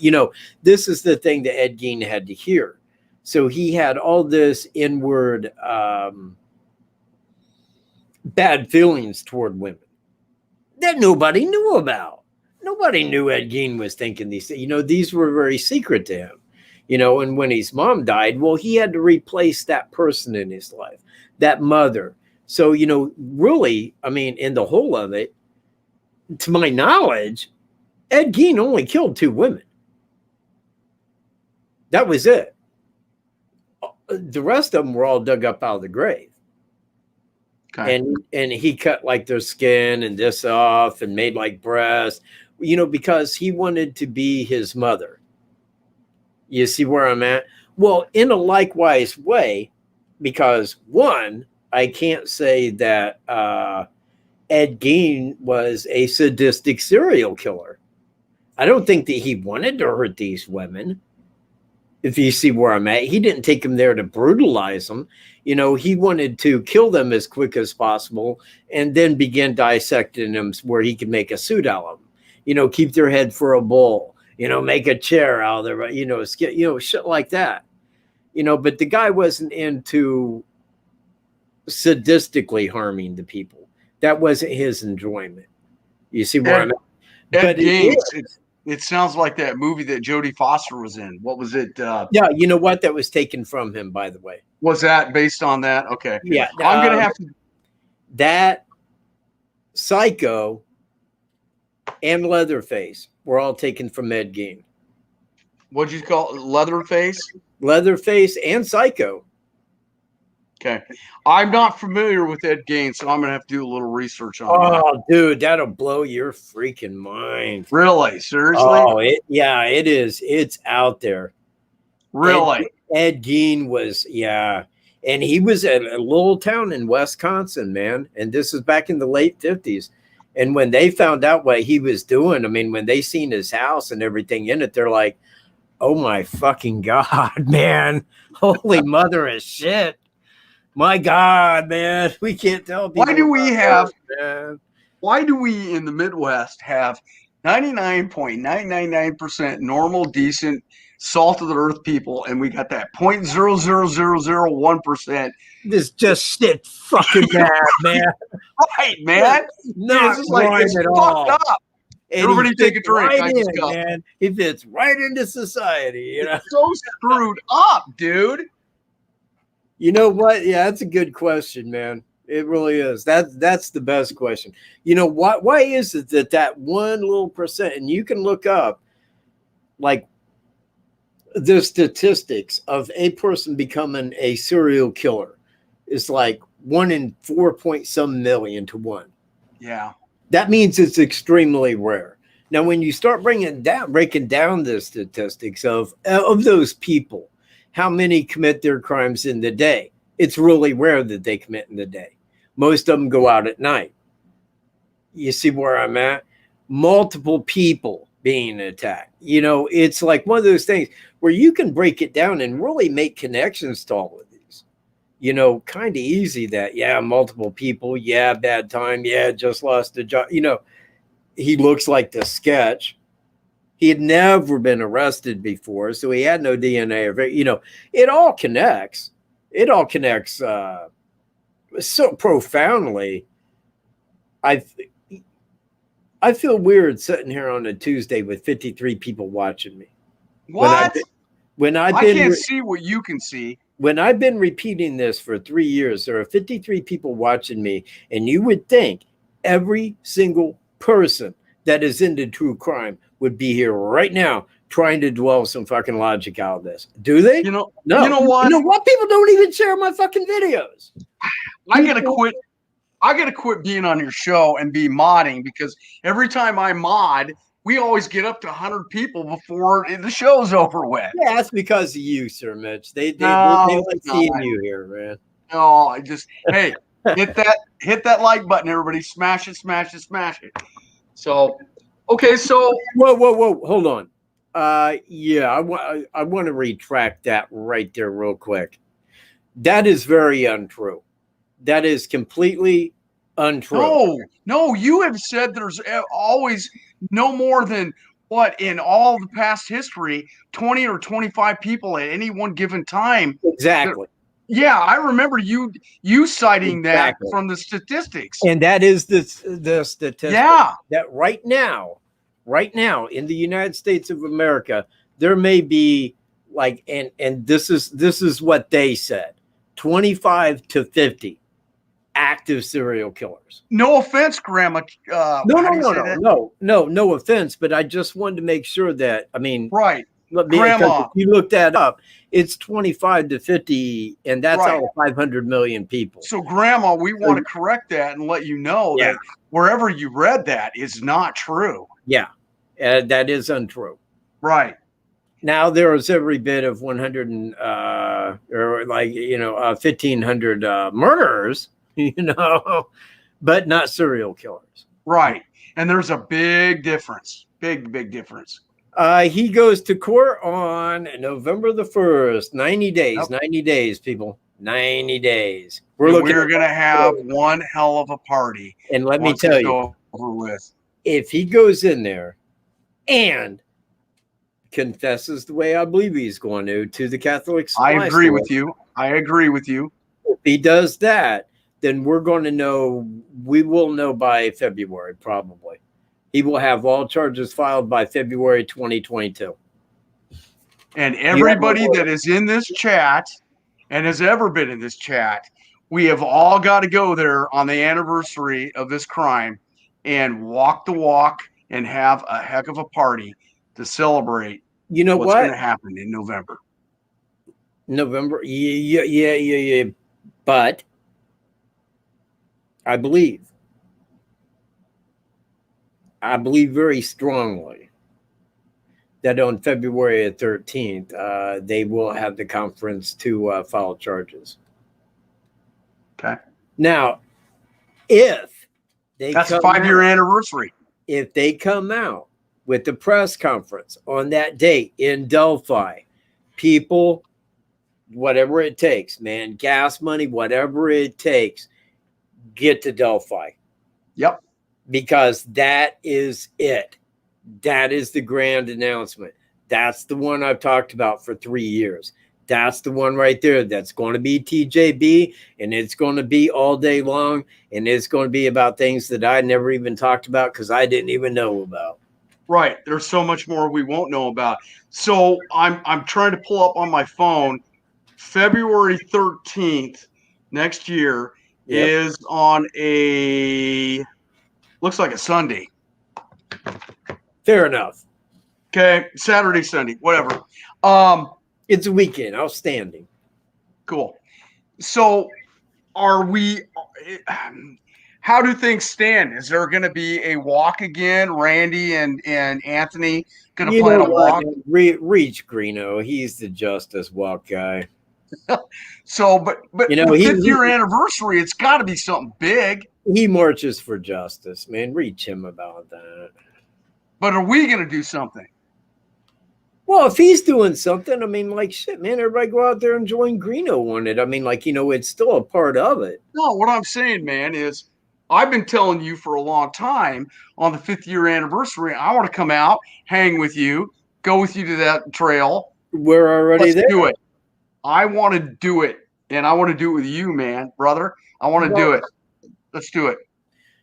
Well, I can tell you this, man, because at the trail on the 13th of February, I'll be there. I can guarantee you Smart Money Greeno will be there. Okay.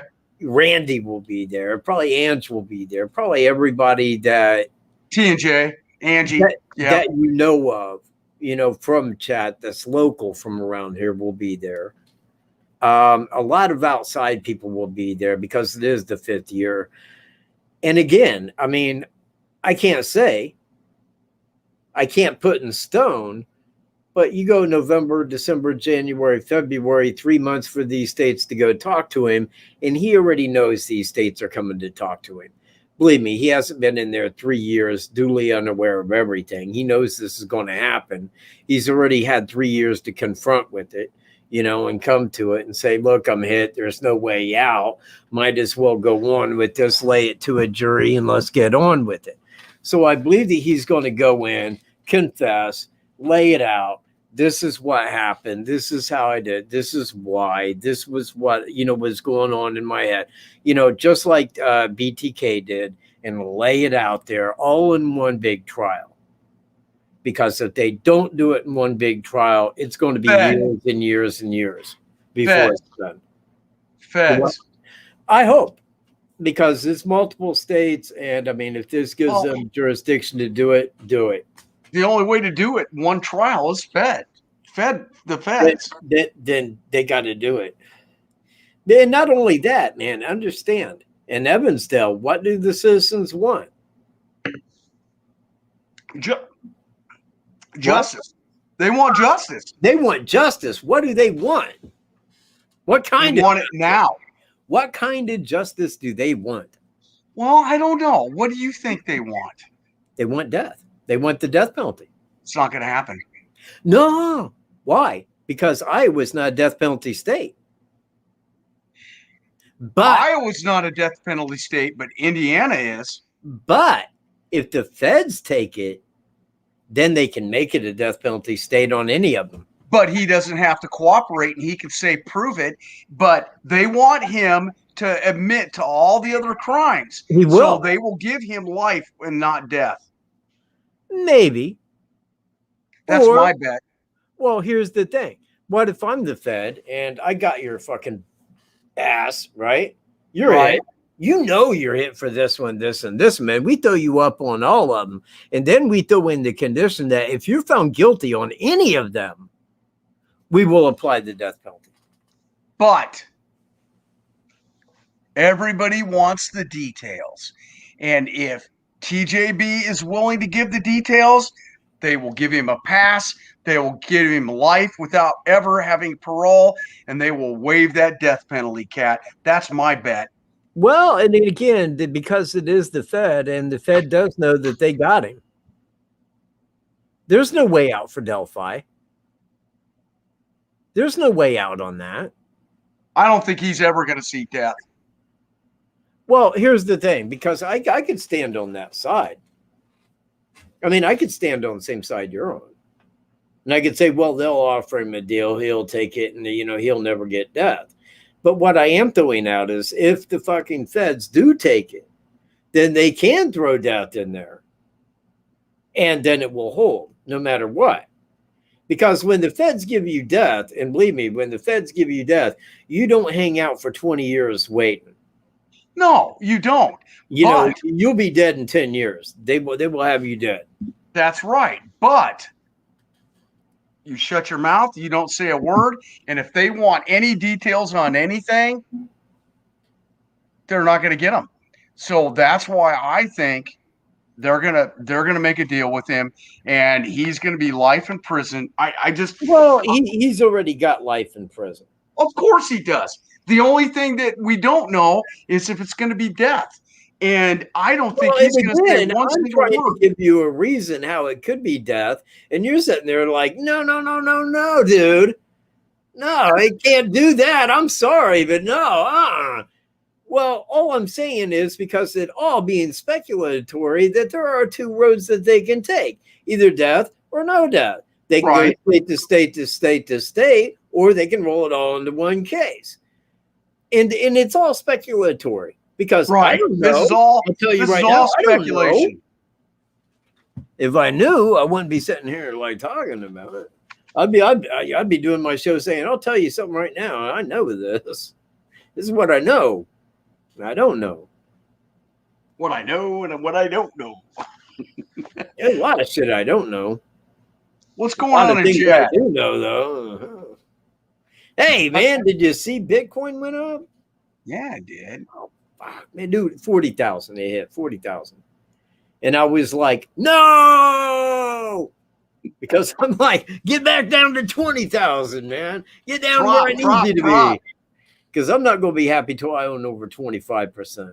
When I got 25%, I can be like, okay, you know what? I can get by in 10 years on that. What he's talking about, everybody in chat, is 25% of one Bitcoin. That's what he's talking about. One Bitcoin. Yeah. Well, within the next 2, 3, 4 years, it'll be a lot more than 25%. Trust me on that. I don't know. It'd have to stay low. Dude, Bitcoin. Well, let me put it to you like this. If it went to 200,000 for Bitcoin, do you know how long it would take me to buy 25%? All I'm going to say, 20,000. Then yeah, man. 5,000 not as hard. What was it? Just last week, it was at 31, 32,000. Well, man, okay. No, it wasn't even a week ago because I put money in when it was at 29,000. Within the last 7 days, the last time I looked at Bitcoin, it was like 31, 32, and it wasn't more than a week ago. But because I'm into the things, I'm not into the number one guy. You know that. I'm into the number 2, number 3, and number 4 guy, like Polkadot and Litecoin and all that. And you know that. But Bitcoin, the last time I looked at it 3, 4, 5 days ago was 31, 32, 33. And you said it's jumped up to what? 40,000? Yeah, it went up to 40,000 from 29. From 29.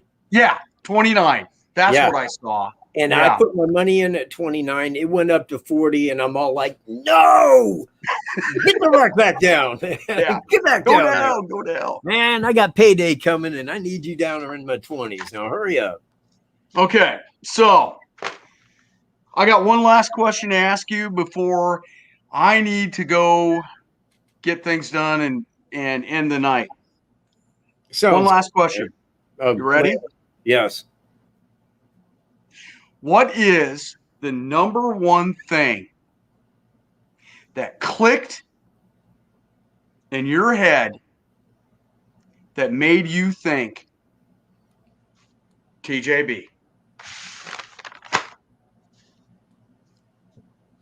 Well, that's not an easy answer. I know it's not. That's why I asked it. When he was arrested for a Catholic supply store, now realize that Catholic supply store happened on November 19th, 2018. Right? That's the day it happened. Now, they began looking to him. I had no idea that this had occurred. I don't think that most of society in the United States knew that this crime had occurred, okay, because it's in St. Louis. You know, Catholic supply store. I mean, woo-de-woo, big deal.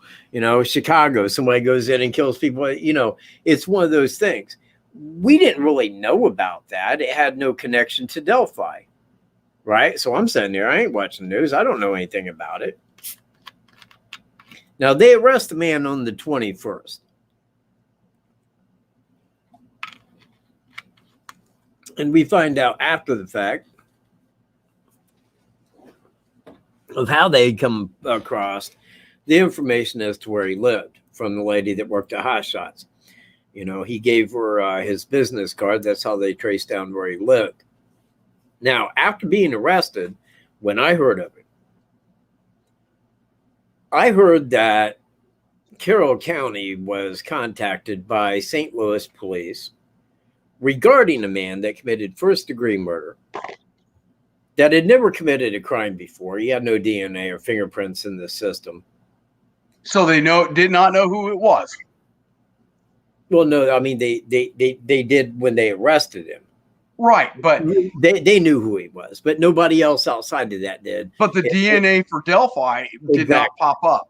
Right, because he had never been arrested, so he didn't have DNA registered in his name or fingerprints under his name, you know, that could publicly be looked through in a database. Now, when I heard that they had arrested a man on first-degree murder, he looked like the sketch. He was dressed like Bridge Guy.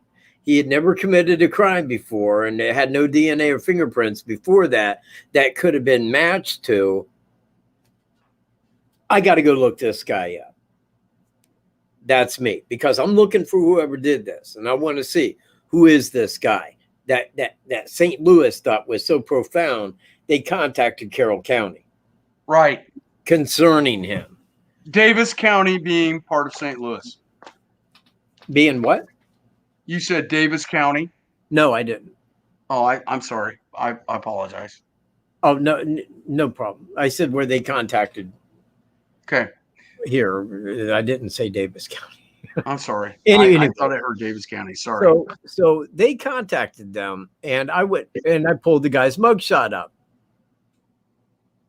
When I pulled up TJB's mugshot, I was like, "Holy mother of fuck!"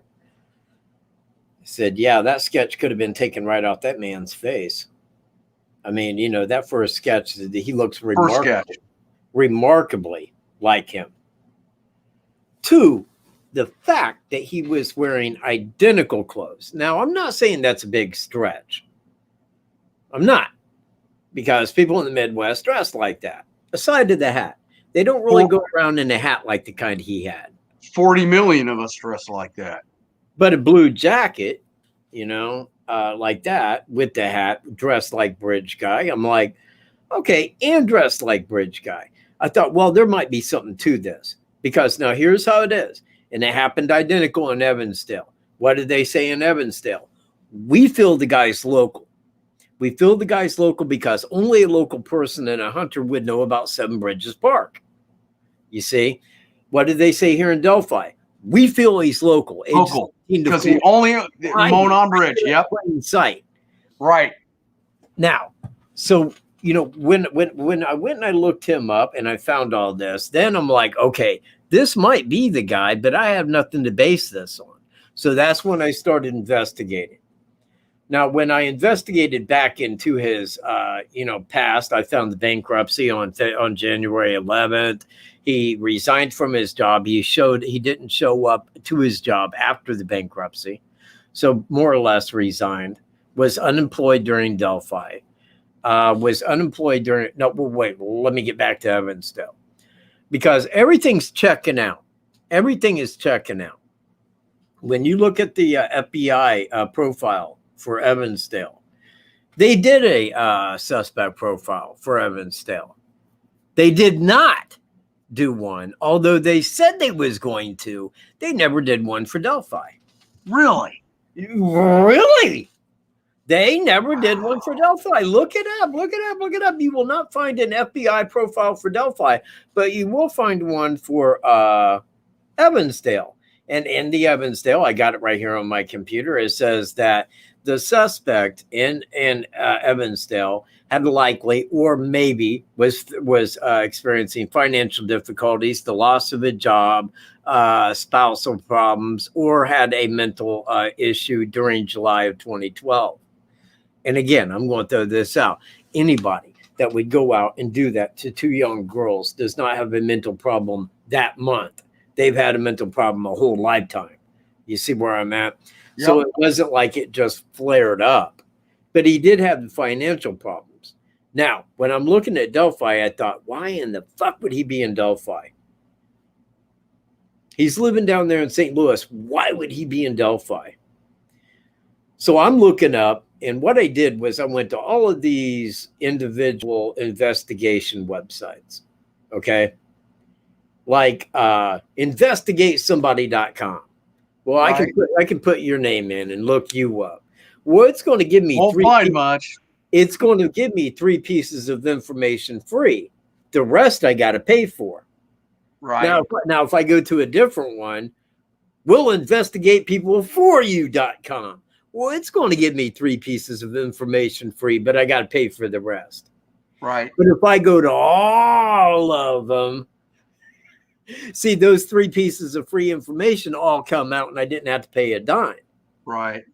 So I know where he lived at all times. I knew his jobs. I knew his address, his telephone numbers, his emails, cars. Some of his cars in different counties, in different states. So I got a lot back on him like that. Then I realized, okay, he's living in St. Louis. Where does his family live? Montrose, Michigan. You see where I'm at? So I thought, well, what if he drove back and forth, man? So from Lacklink Road to Fort Wayne, which he has a brother there, and then you go straight up the highway to Montrose, north. So that's how I did that. From Lacklink Road, St. Louis to Fort Wayne, 2 routes. I-70, Hoosier Heartland. And as soon as I seen that, as soon as it came up Hoosier Heartland, my immediate thought was, this guy had went by there and stopped at that trail so many times over 20 fucking years. He knew of that place extensively, and it wasn't even probably the first time he had been there looking for an opportunity. Or it was a place he stopped to get gas at and observed what was in that area. Not really. No? No, and I'll tell you why. Because you go right through Lafayette before you get to Delphi. And when you go past Delphi, you're right there before you hit Logansport. It wouldn't be a place where you'd pull into Delphi to get gas.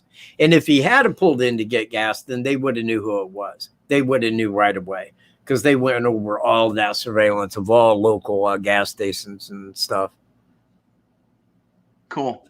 But anyway, once I realized that he drove, once I seen that, yeah, he had taken that route many times because he was looking for a place of opportunity like a small trail. That's how he knew about it. That's why he went there on that day, because he knew it was a place where opportunity could find him. That's why he was there on February 13th. That right there, knowing the similarities between that and Evansdale, once I saw that he had drove to Delphi, that's when I said, okay, you know what? Now I do. Now I believe, because we got a man down here that I believe committed Delphi fully.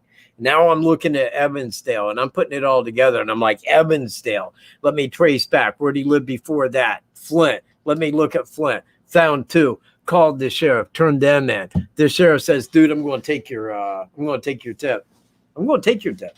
I'll go down and talk to him. So I know Michigan's going to talk to him. I know Iowa, who I called, is going to talk to him. I called the tip line for Delphi and turned that in, not for a reward, but it was just so that they knew that I knew. And I know they're going to talk to him because he is still a person of interest. They haven't went and talked to him. Right. They will once he's convicted. Absolutely. You see where I'm at. Right. So it all comes to a head after his conviction. 90 days out, people. Now, I know a lot of you think like, well, 90 days, that seems like forever.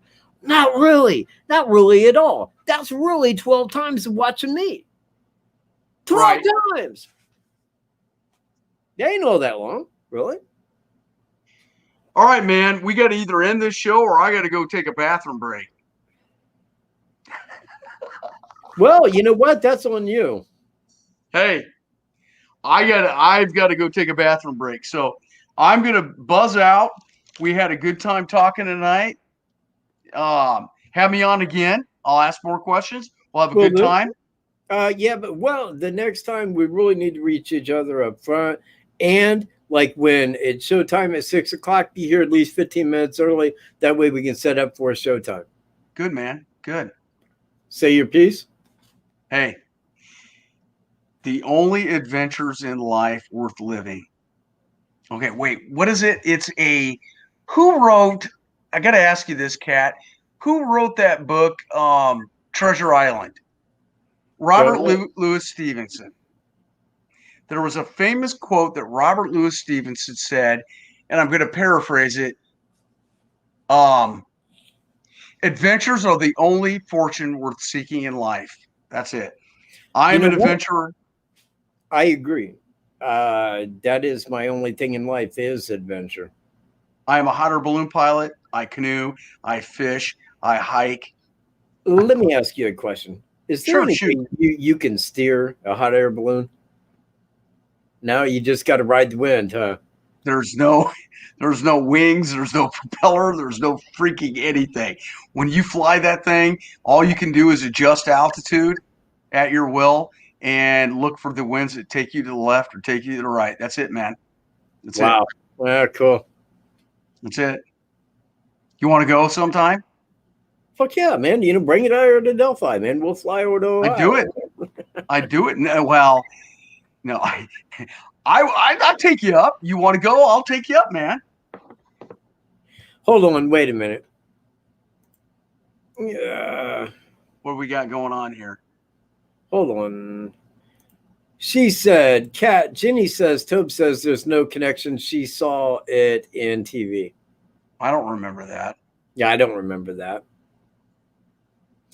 And I'm going to say this. Tobe would never say anything. TJB, no connection at all. Yep. Not going to happen. And if he said it on TV, believe me, the whole world would be here. The whole world would be here going, see, told you. And you know what? If he did say no connection, I'd go, and I'm calling bullshit. Wait. Wait until February because you're going to find out the truth. It is. Amen. It is. And all right. Has been. Sir Mitch signing off. If you haven't smashed that like button, damn it, do it right now. Kat, what's your PayPal link? Put that up there so they can contribute Litecoin and Polkadot. No, I'm kidding. Bitcoin. Bitcoin's what you want, right? Well, it's not that I wouldn't, but I mean, and how many weeks has it been? I mean, 3 weeks or something like that. Right there is how you can donate. There you go. Yeah, that's my PayPal. So if you have any donation that you want to send it right there. Smash that like. How many we got watching right now? 46. How many likes have you had? No idea. I can't see. I can't see likes.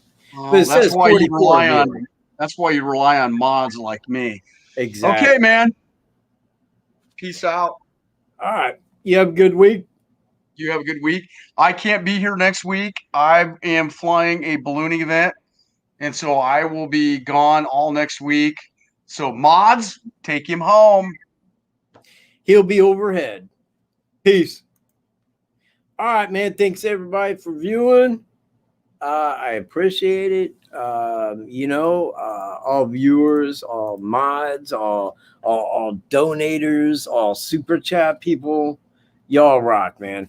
I told you I'd be here this Tuesday, and here I am. I'm here, man. I'm doing my thing, just like every Tuesday. So since there was only like 50 some people that showed up this week, like next week, share, maybe get it out on your social media, maybe get some people, look, we got 90 days. We need this to be big, man, big, really, really big. Because look, man, once it comes out that he's the suspect, life's going to change for you, man, because then we can all start investigating like real heroes. Peace, everybody. I'll see you next Tuesday.